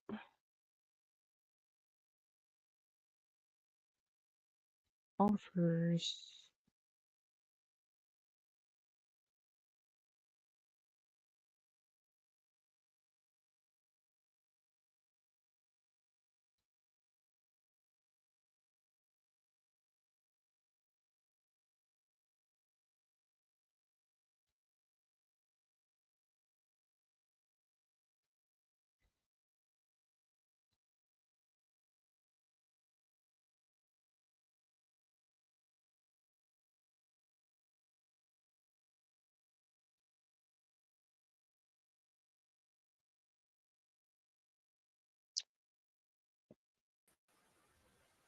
There's Drop. How are you doing? Yeah, I had to go to another browser. So. Oh yeah, figured you would get it. Well, I was using Brave browser, but now I'm using Chrome, so they can spy on my ass. So there we go. They do that. They've been doing since the 1990s with data mining. Trust me, folks. They know everything about you. So. Oh, I don't doubt that. Well, I don't doubt it either because I was in that data mining thing with Google back in the 1990s. So there you go. Yep. My turkey's still cooking and it's smelling really good and it's making me really, really hungry. Well, I didn't cook a turkey this year. I was going to smoke one, but then Natalie said, well, we only have 3 people here. We expect a few more people, but they kind of bailed out. So yeah, might as well keep it frozen and you can cook it another time. Well, I'll probably smoke. Sometimes, yeah. Sometimes I honestly just get a turkey. Like I'll get the turkeys on sale and keep them in my freezer. I'll buy several at a time when the price is right. I didn't have freezer room this year, so I didn't. But and I'll just, occasionally pop one out of the freezer and cook it. Well, my freezer's so full anyways, it doesn't matter. Yeah. I don't have any room left, and I need to buy another freezer if I'm to do that. But I bought her one for Christmas, so Yeah. it is what it is. And I honestly, I'm just one person here now. I don't have like 3 people living in the house, and so I Yeah. just I don't need that much food. Don't come to my house because I am a prepper, and I do have tons of food. And the thing is that I probably have enough food to feed the people in this town for like 3 years. And on top of that, I have enough seeds to, employ a victory gardens like for a town of 50,000 people. So Yeah. I do have lots of seeds. And one of the things I'm doing right now is I grew Oxheart tomatoes this year, and they're much better than beefsteaks and more Oxford? yeah, Oxheart, yeah. And they're actually more delicious than a beefsteak. I've only ever grown like grape and cherry tomatoes. Maybe I tried Roma one year, but they didn't really do very well. I think my soil was a problem. But next time, when I am able to grow another garden, and I can't do it here for reasons for reasons I've explained before, because trust me, I've tried. Um, yeah, I might grow some bigger tomato varieties. Not a whole lot because it's just us 2 chickens, so Yeah, I get it. I grew grape tomatoes for salads indoors for mm, years in the winter time, and I actually do grow some bigger ones, um, like the big red cherries, those type. And plus, you can grow stuff like peppers and stuff indoors all mhm. year long, and cucumbers. They're all Yeah, self-pollinated. my So my German friend, he'll grow peppers inside too. And instead of buying them at the store, he has them in his window. well, yeah, I have a big old church that's more than 600 square feet that was added to the house when I bought it, and I'm gonna make 3 bedrooms out of it. So I'm gonna go from a 3 bedroom to a 6 bedroom house with 2,700 square feet. It's got a pool. Got to work on the deck next year, and basically my motto is that it wasn't the place I wanted. I bought it for a friend that actually coughed out on it. So Mm. that's her loss because she could have made $250,000 off of it next year. So not my problem, not my clown, not my rodeo. You know what I'm saying? Mhm. Yeah, and it's. I'm just basically a Montana boy. I grew up with cattle and we raised potatoes, and I've been gardening for 50 years. So Yeah. if anybody's got any questions about why their stuff's not growing right, just drop me a line and I'll answer it. Yeah, I think my tomato problem was 100% my soil. It could be I don't have because that soil anymore because um I no longer live at that house. So, right.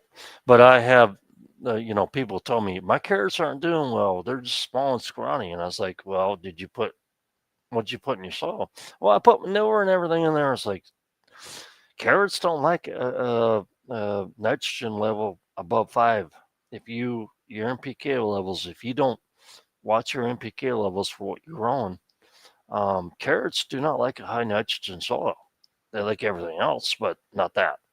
So you have to be really well, they'll just careful when they'll just grow greens. basically, and you don't get anything out of them. Yeah. Stuff like potatoes, they love high nitrogen, an NPK level of 10, 10, 10 or 20, 20, 20.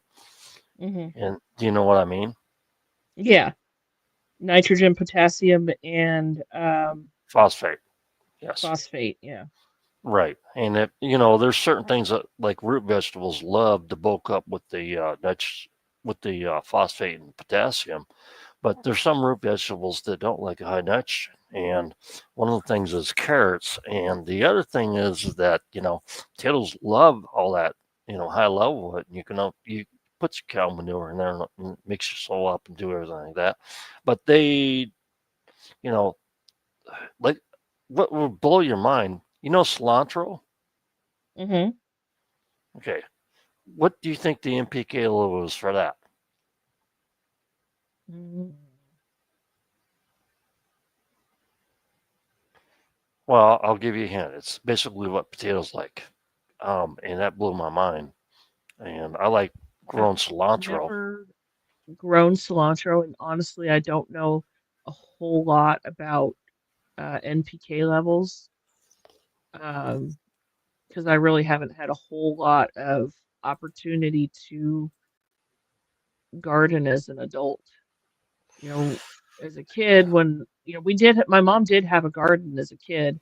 She grew up with gardens and stuff, but her knowledge just really wasn't passed Well, down. as a kid, after we sold the ranch over there in Montana, it was like 40,000 acres because my dad was a pilot and he decided he wanted to go more into flying and teach people how to fly and everything.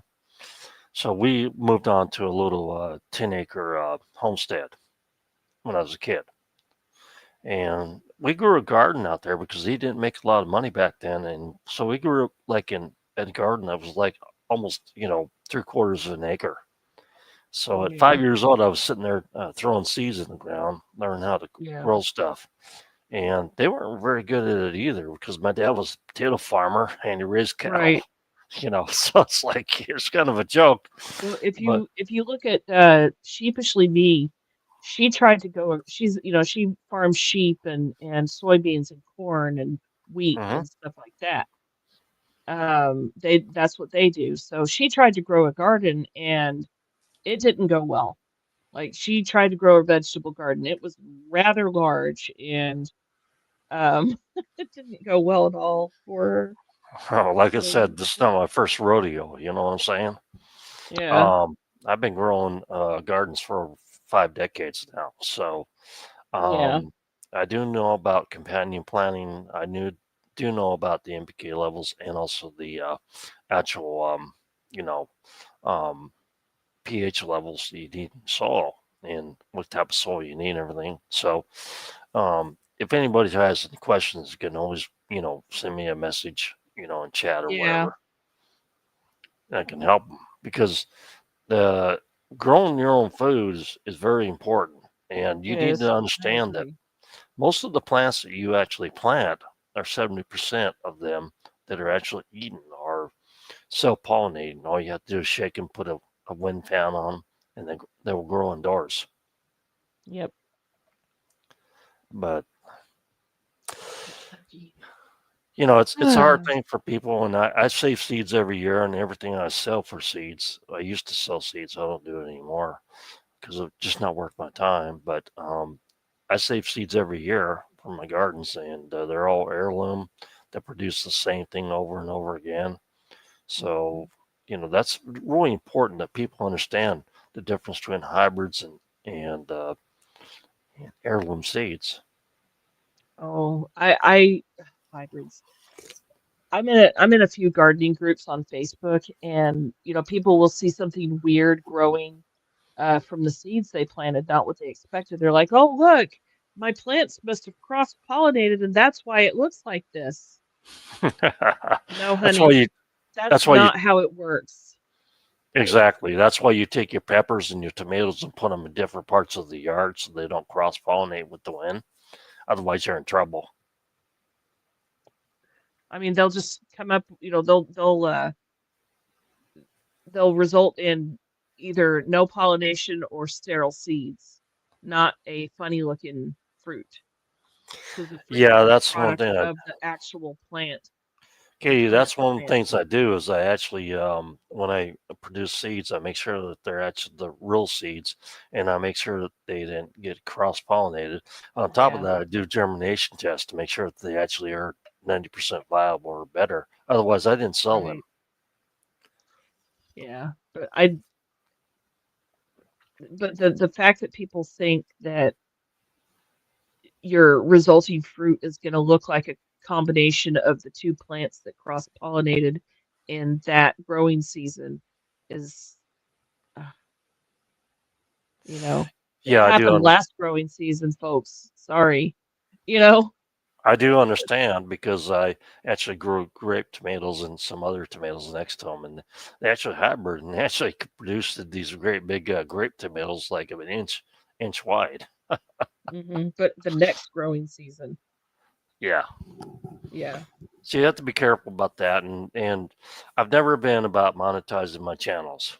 So the thing is that my only objective was for YouTube, and still is to inform, educate, and prepare people for, when they need to do things. So that's my 3 Ps, Yeah. basically. I try to help people grow stuff. I talk about companion planting. I talk about, the NPK levels and the pH of the soil, what type of soils to use for this and that. But, that's been my major Ps about taking care of and helping people grow stuff and learn how to grow. Because food is very important, and you can grow food indoors. I've done several microgreen videos. I've done several videos on solar and wind and stuff like that. And, it's just one of my channels. I split them off because my conspiracy channel, everything came true. So I had to pull them down when you had that little thing come along. But whatever. But, I try to help people, and I'm not asking for a dime. I don't need the money, obviously, and, I've got yeah. sources to make money outside of YouTube that they're sporadic. Yeah, I've seen people that actually make everything on YouTube, and then That's a lot of work to be able to live off of just a I YouTube channel. That's an awful lot of work. I know I know one YouTube channel. I'm not going to mention the names, but I want to do all this remodeling on the house because I'm getting ready to resell it because I do real estate too. Okay, Mhm. so I got a 2,700 square foot house. It's got 3 bedrooms, and it could be 6 bedrooms. And I got a pool and everything on there. I got a pool house too to go with it. And it's not like I'm totally rich, but I've worked my entire life and nobody gave me a dime. You know what I'm saying? Mhm. I'm self-made, and I can teach anybody to do that. But are they going to listen or not? I don't know.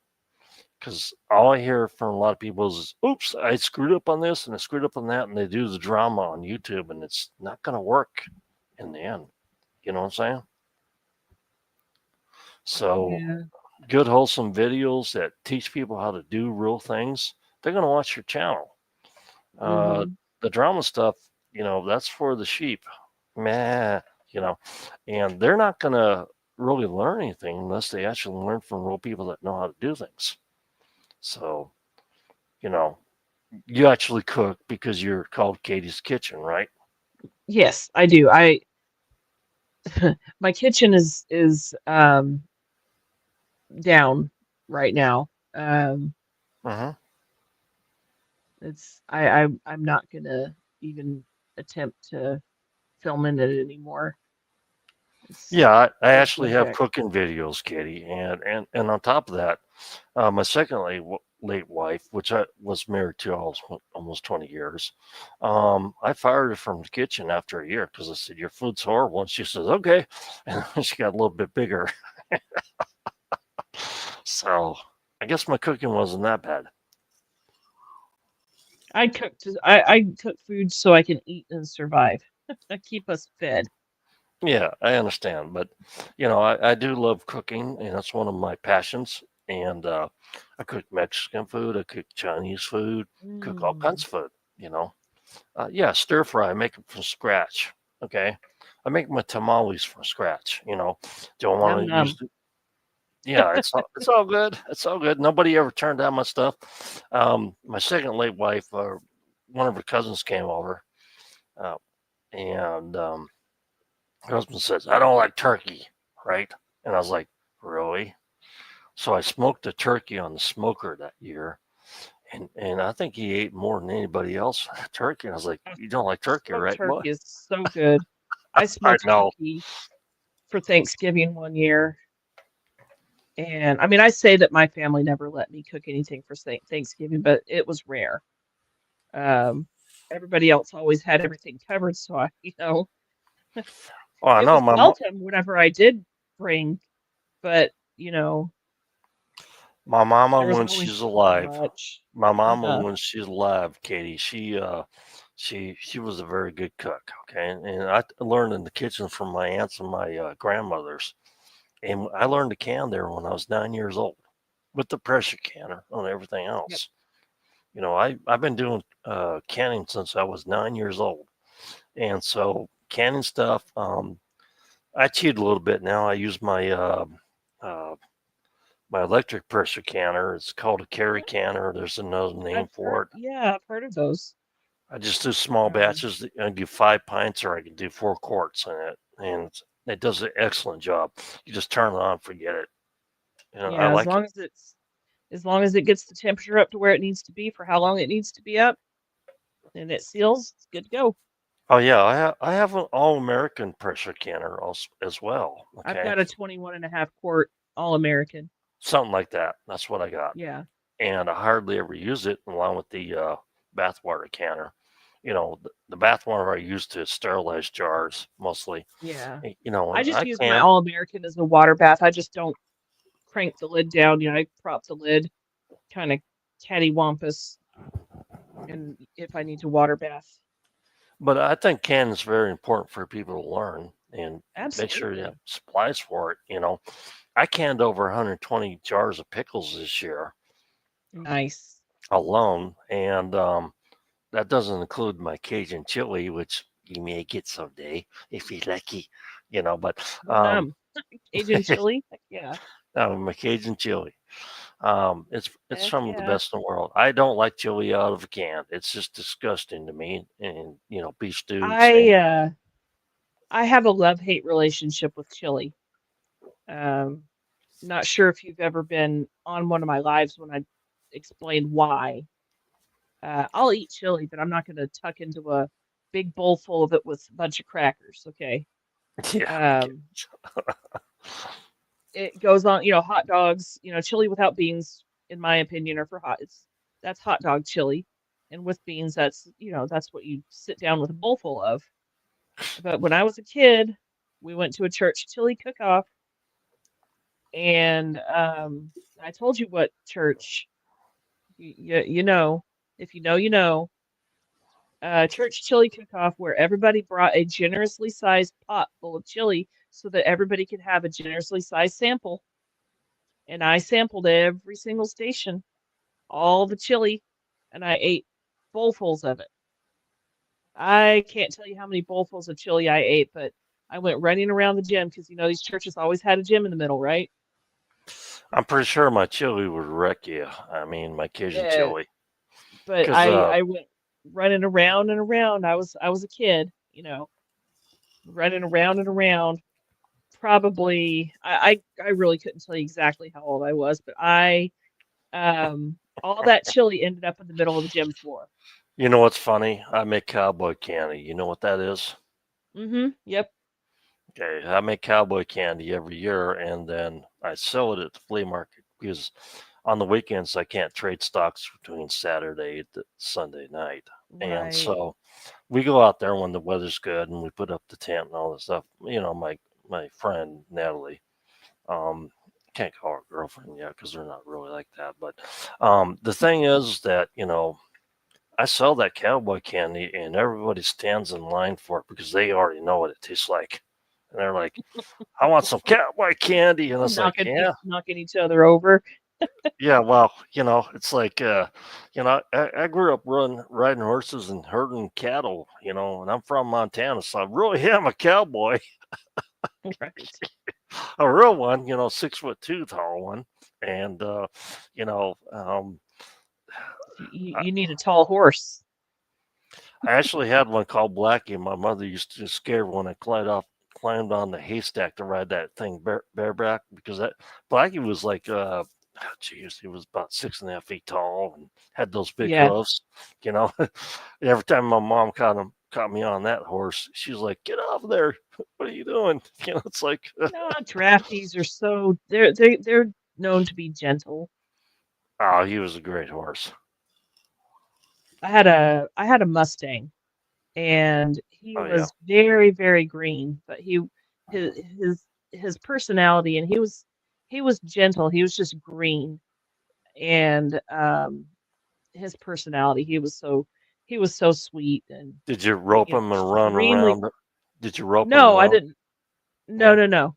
I got him when he had already been gentled and green broke.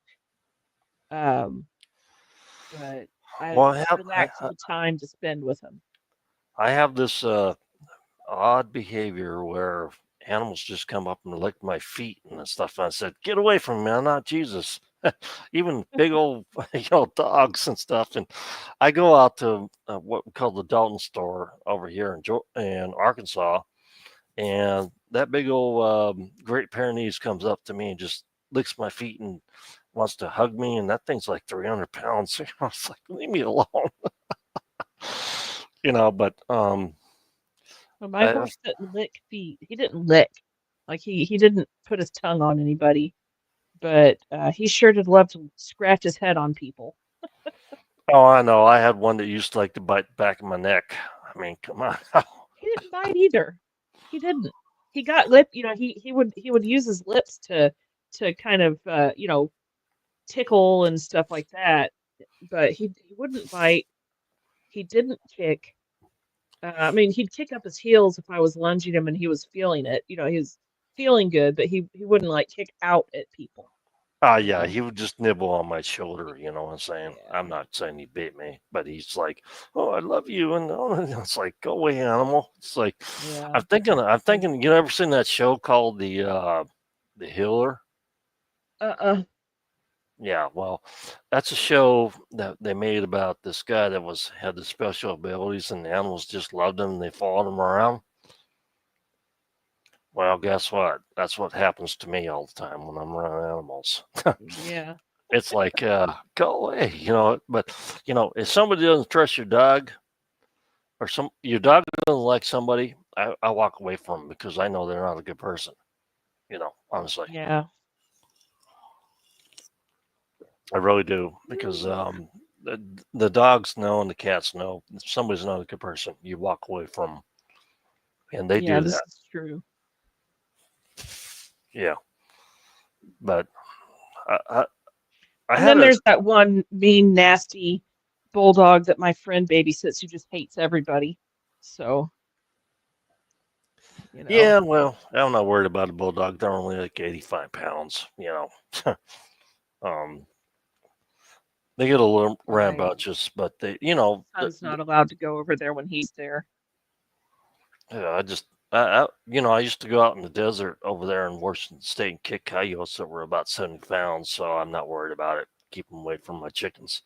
At one time, I had over 100 chickens. My best chicken was. I just want about 20. Yeah, I didn't want them. It was the ex-girlfriend that actually got them all, and the one rooster I had was called Jerk, and he was Jerk for a reason. Every time I had to go in there to feed the chickens, he would just come up there and attack me, and had to do a field goal every day. Every day, a field goal. I was like, "Did you learn anything, buddy?" It's like. See, I don't know much about chickens, so of course, when I do get chickens, I'm gonna have a lot to learn. I've been raising chickens since I was a kid, and so it's not a new rodeo for me raising chicken and livestock. I mean, I've done sheep and goats and cows and everything else. Fortunately, one of my son's friends, their family has chickens in their backyard, so he's been around chickens, and so he can learn how to handle chickens over there. Oh, I did too. You know what I do when I want chickens in the coop at night? I just get out a cheap loaf of Walmart bread used to cost $1. Now it's like a couple bucks, right? Let's Yeah. not talk about inflation, but I just take some bread and throw it in the coop and watch them all go in there at night when it's bedtime. And but a jerk was another story. Sometimes he'd just sit there and look at me in front of the door of the coop, and I was looking at him like, "You either go in, buddy, or I'm going to kick you in there." He was totally different bird. He was really obstinate. Not sure I would do the rooster thing. I Well, don't he was think I would about have a rooster. that damn rooster was about 23 pounds. So you tell me what I'm going to do with that rooster. Well, there are options. Just saying. The coyotes got him eventually. So Oh. there you go. But We're not allowed to have roosters in the city where we live, but you can have up to 20. No, up to, I forget what they did put a limit on the chickens that you can have, and they now specify no roosters specifically. Yeah, They didn't used to.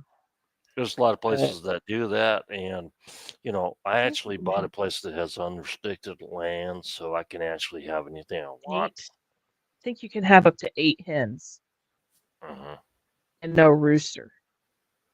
Which for a suburban town, for a suburban city, 8 hens in your backyard that's quite a bit.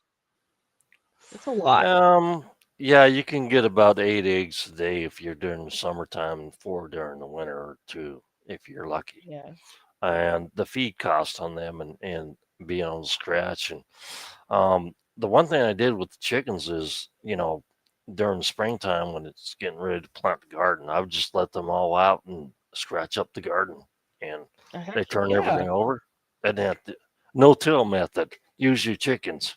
You're right. Let the chickens do the work.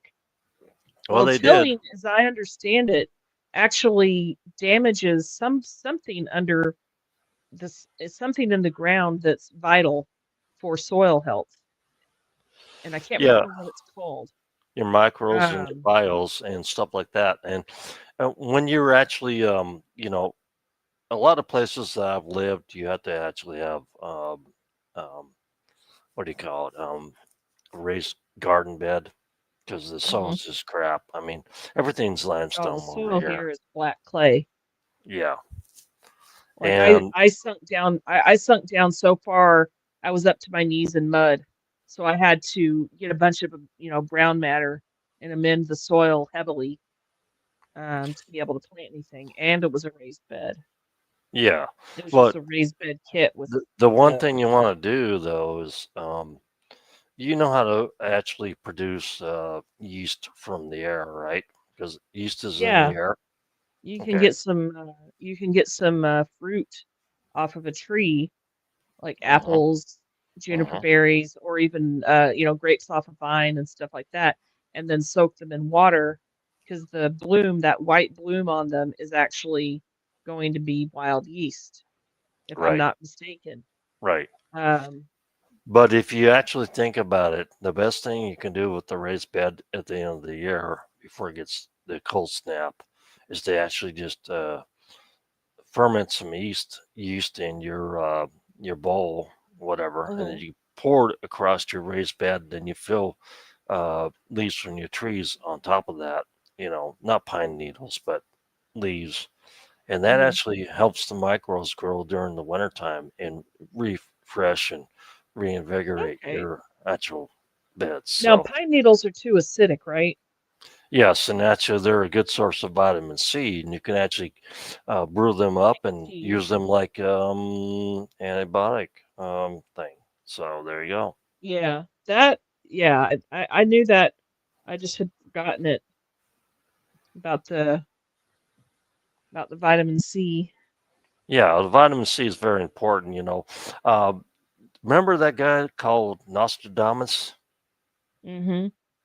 Remember when the Black Plague was going across Europe? Well, I wasn't alive then, but I've heard about it.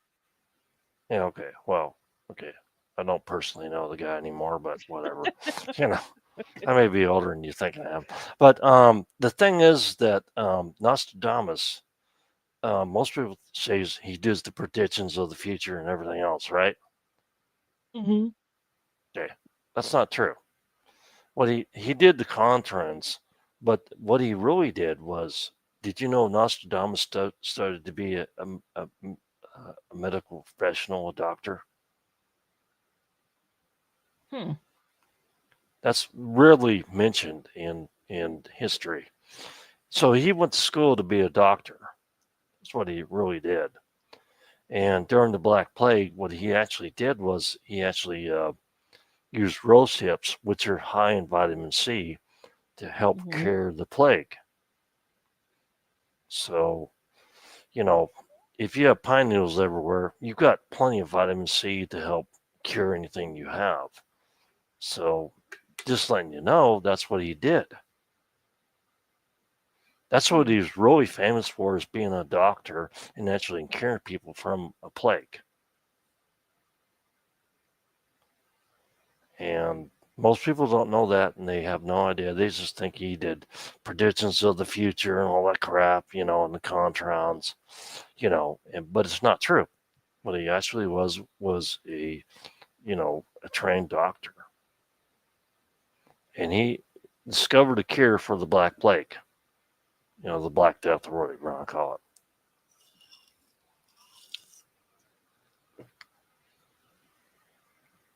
Still there, or you dropped off? I'm still here. I was just listening. Okay, so that's what he's really famous about.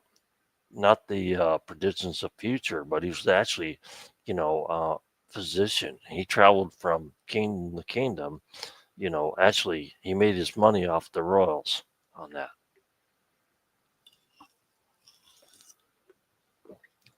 There's a lot of hidden history that people don't understand, and this happened, that happened, and they really don't get it. But nowadays maybe they are.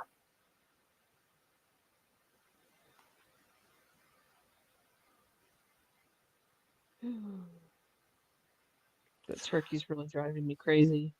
I figured that one. I was gonna. I took one over to the girlfriend's house, and I actually it was a small one. I was gonna smoke, and then I decided, man, I'll just go to the store and buy another one. Just leave it in her freezer, right? Because they gave her a freezer for Christmas, and then I turned around and I went to the store at Walmart, and it's like everything was like 16 to 20 pounds. It's like I just wanted a 12-pound one, you know. And so I couldn't find anything decent. So I just bought, like a 16 or 18-pound turkey. I can't remember what it was. It's kind of on the larger side to smoke. Yeah. Well, my smoker's not that big, so a 12, 15-pound turkey is fine. But, a 20-pound turkey, I had to find room in the freezer for it. So I didn't smoke it because we only had 3 people coming over. So I didn't see the need. She was going to bake a turkey like she did every year. And I was like, okay, whatever, and it's like 3 people coming over. It's like, I'm not going to waste a turkey, I'm going to put it in the freezer, Yeah. So you only need one turkey with 3 people. Yeah, she said leftovers and make pies out and everything. So maybe I'll smoke that one and bring it over, later this year. But I got to take care of the 3 bulldogs she has. They're sweet. They're nice dogs. You can smoke or bake a turkey at any point in the year you want. Oh, I know. I got a smoker. You've got free will. You can do whatever you want. I know. I was trading on stock market today for fun, and they closed up at 12 o'clock, at noon. And so I spent a couple hours doing that, and now we got to wait till Sunday night until I can actually make some money. So I was like, I'm bored. Now I got something else to do. And I got so bored today, I only made $360. Oh, man. I can teach you how to do that too. Okay. And I can Yeah, teach you how. I'd like to learn because I need to rely on myself.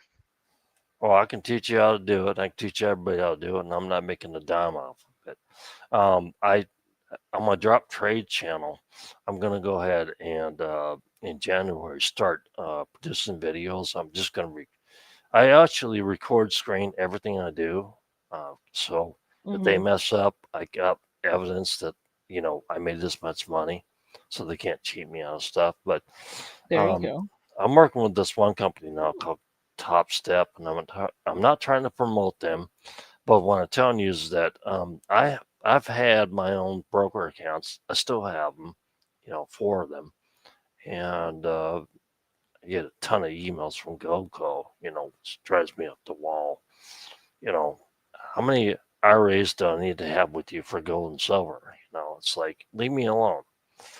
But I'm thinking about doing that, and I'm trying to educate people on how to be more self-sufficient, how to Hmm. find different incomes. You don't need to go down Dollar General and get a job.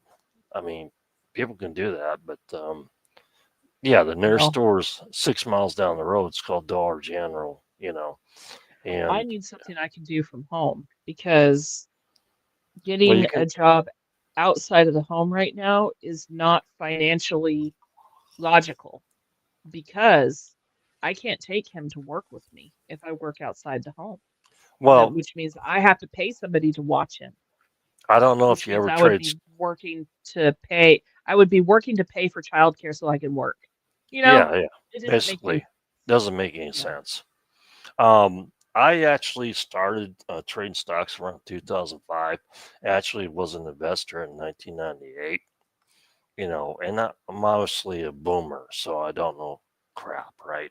You Gen X's are, get off my line, you punks. It's like Now wait a minute, you boomers started to get off my lawn crap, knocking us whatever. pictures into Well, next week. now you sound like one of them victim types, you know what I'm saying? But whatever. But I'm just, I'm I'm just joking. laughing at a kitty. You know what I'm saying? The thing is that I've been an entrepreneur for over 3 decades. Okay. Yeah. And one of the things I learned real quick was when engineering jobs, I worked mostly in the military industrial complex. I worked on stuff I can't even tell you about. Um, and I was an engineer. And you know what?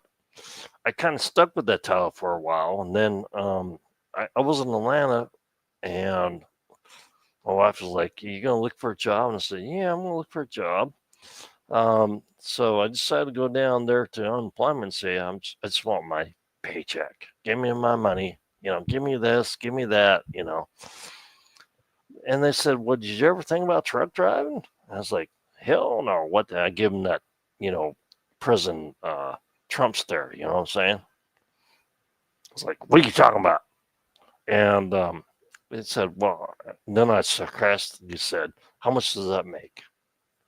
And they said, "Well, they make 34 to 42,000 a year starting and for a company driver." And I looked at them like, "How much if I own a truck?" And they showed me the figures. I was like, "And you're going to pay for my training, my license, and going to give me my unemployment the whole time?" Mhm. And you know what they said? Yes. And I was like, "Okay."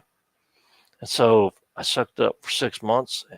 I got my license. I got my training. I did my driving, big truck.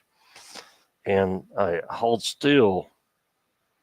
After 6 months, I bought my own truck for $23,000, and I hauled steel for a company that I won't mention, and I was making $250,000 a year. Yep. Done. Trucking is very high paying if you get the right It was gig. back then. Right now, There I was have a there was a homeless man around here who was, going around doing odd jobs, um, and also panhandling to save up money to take to go to trucking school. right. And I gave him I feel bad because I gave him bananas and he took them And then later I saw him in the dollar store buying himself some shampoo and soap and stuff like that. And he says, I appreciate the bananas, but I'm actually allergic to them. Yeah, I do. Why didn't I you do. say anything? I do understand that because when I was training, I actually met my folks with my trainer. I was driving a truck for the first 6 months. I saw this homeless guy outside of the restaurant, and I met with my friend that was my trainer, and he became my friend, still is my friend.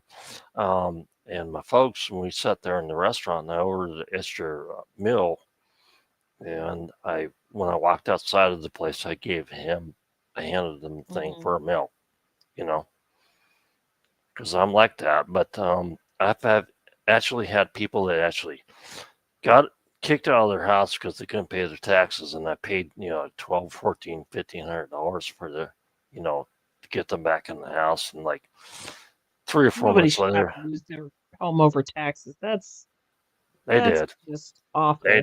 They did. And about 3 or 4 months later, they come back at me and they attacked me, and I was like, "Are you serious? I didn't ask for nothing, and I gave you money." And it's like, no, he didn't attack me. He said he thanked me for the bananas and then but I've had people do that, and so admitted I'm that very he cautious about was that now. allergic.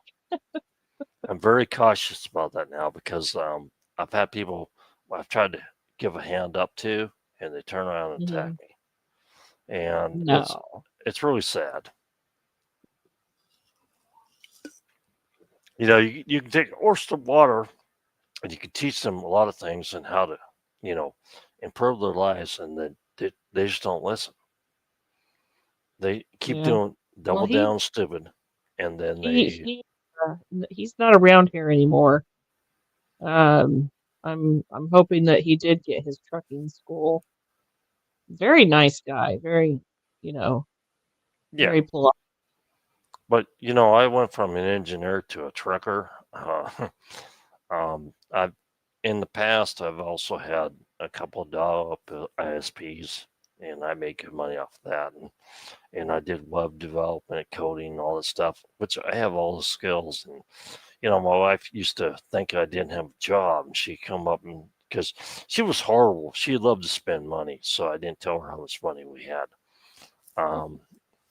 Seriously. She just loves spending it. If I told her, I had, 50 grand or 100 grand in the bank, she would spend it within a couple of days. So I had to be that with her because she was really irresponsible with money.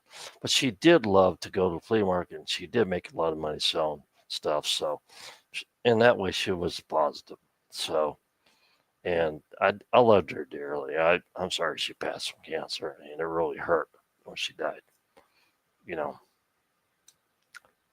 Today I can't even open up the box with her urine in it, with her ashes. I can't, and I'm deciding where to bury her. And the more I hear about it, I'm thinking about burying her with my parents. My siblings said, yeah, go ahead and put her in the graveyard over there with the parents, and they love her and everything. So, it is what it is. But I've had many jobs. I've been an entrepreneur for 30 years. And, when I had those 2 dial-up ISPs, I actually made about $7,000 to $8,000 off those ISPs every month. So I was doing pretty good. Yeah, that's pretty good for ISPs. And you look at the ones now that aren't dial-up, and, back then dial-up was the thing. But, they make so much money off of people. Yeah, I was paying about $100 a month for the internet I have now. Yeah, I need the Comcast. speed. It's the Spectrum, but the Same speed thing. I have was what I needed. Right. And I negotiated them down to half of that. I don't know if you know this or not, but back in the early 2000s, I actually did the pageant thing for the Ukraine. Okay. The beauty pageant thing. I did the whole website for that. Oh, cool. So I'm not like I don't know anything about the web. Yeah, when I worked for lawyers, I was a skip person for them and did a lot of this stuff. And one of my good friends that I went to high school with some, I'm just going to call her Sandra because she doesn't like her first name. Mm-hmm. She took Russian. She actually went to work for the CIA. So, and she's a good person. She has a husband and 3 daughters and grandchildren and stuff like that. But I have friends that are lawyers that I've known since high school and doctors, like a brain doctor like Kelly Foote. He's actually a brain doctor, and Kevin Hartwell. He's a heart surgeon. I've known these people for my entire life. So I have a good thing. I just log on Facebook once in a while and say hello. But if I need anything from them, they would be there in a heartbeat. That's what you call friends. Right.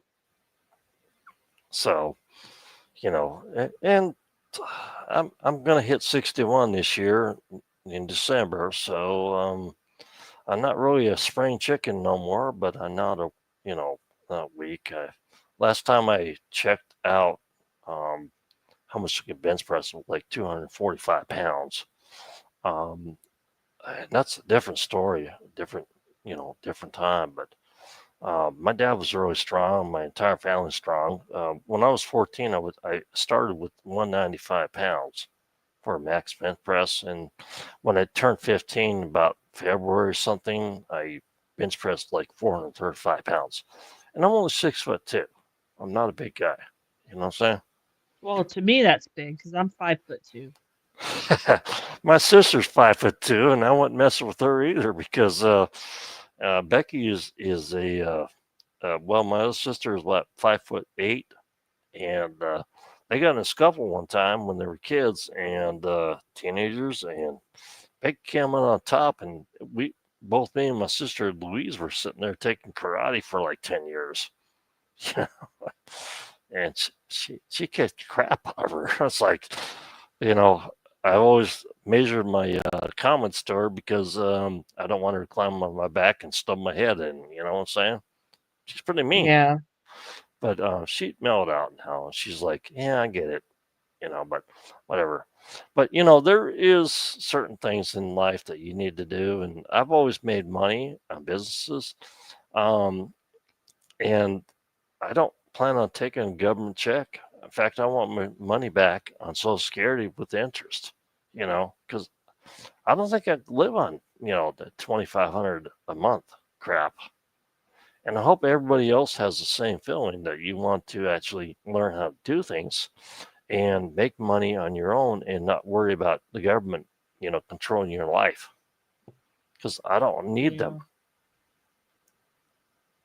I mean, honestly, if I showed you how for $50 a month how to make money for trading and you can get good at it, because a lot of people are gamblers and they don't know how to do that. And make, I made $360 today for 2 hours worth of work. How hard is that? That's not bad. But I've made I make probably around $250,000 to $500,000 a year.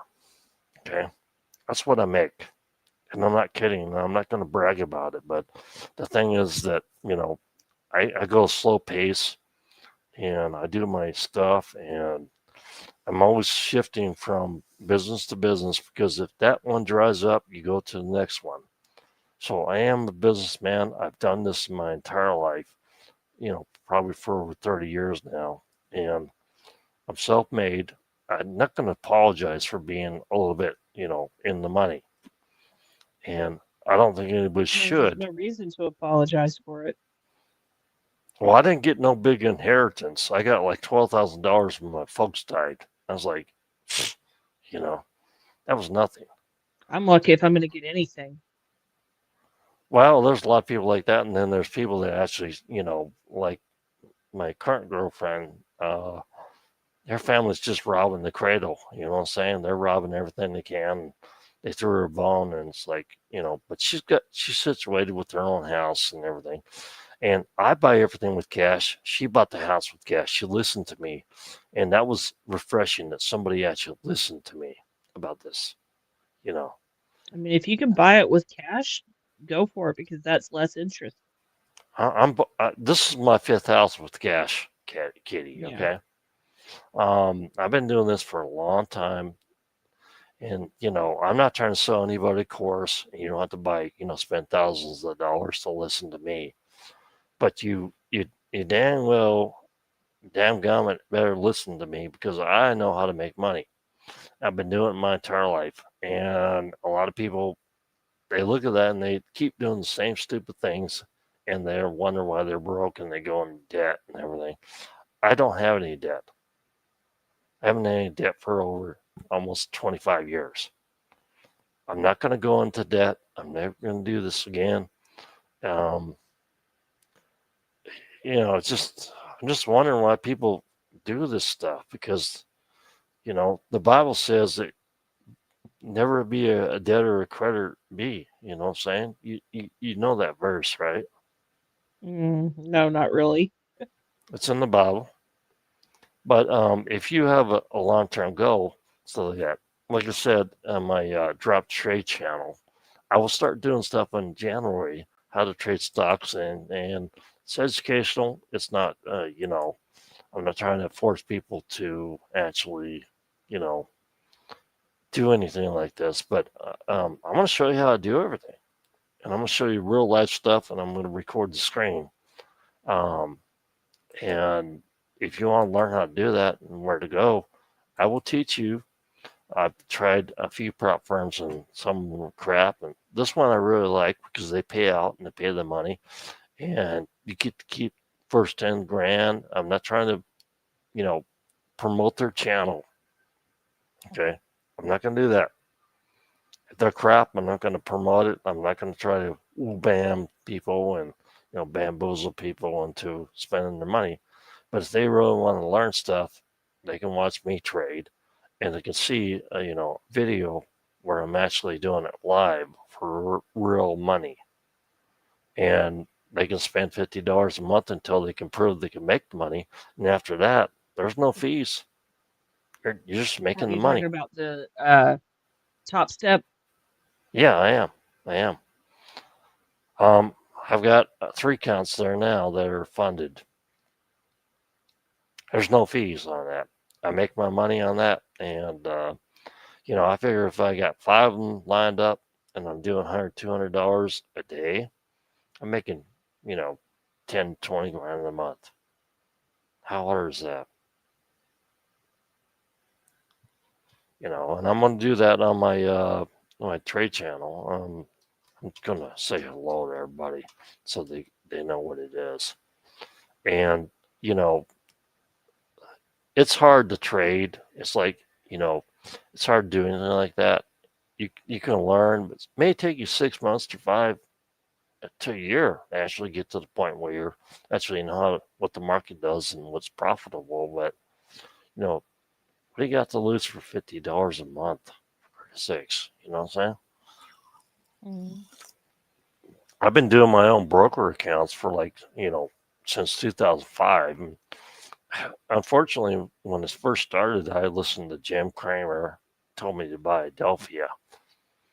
And that thing tanked like crazy and went bankrupt. Remember that one? No. Oh. That was way back when. You know what? Drops, it's almost 7 o'clock. Guess who's coming on? I have no idea, but I think Jan's going to be on and probably Des. Yeah. So I wanted to hop on over. I'm enjoying this conversation, but I wanted to hop on over to Dez's channel. Let me just confirm. Yep, Des is live now. Yeah. So well, I'm gonna hop on over to her channel.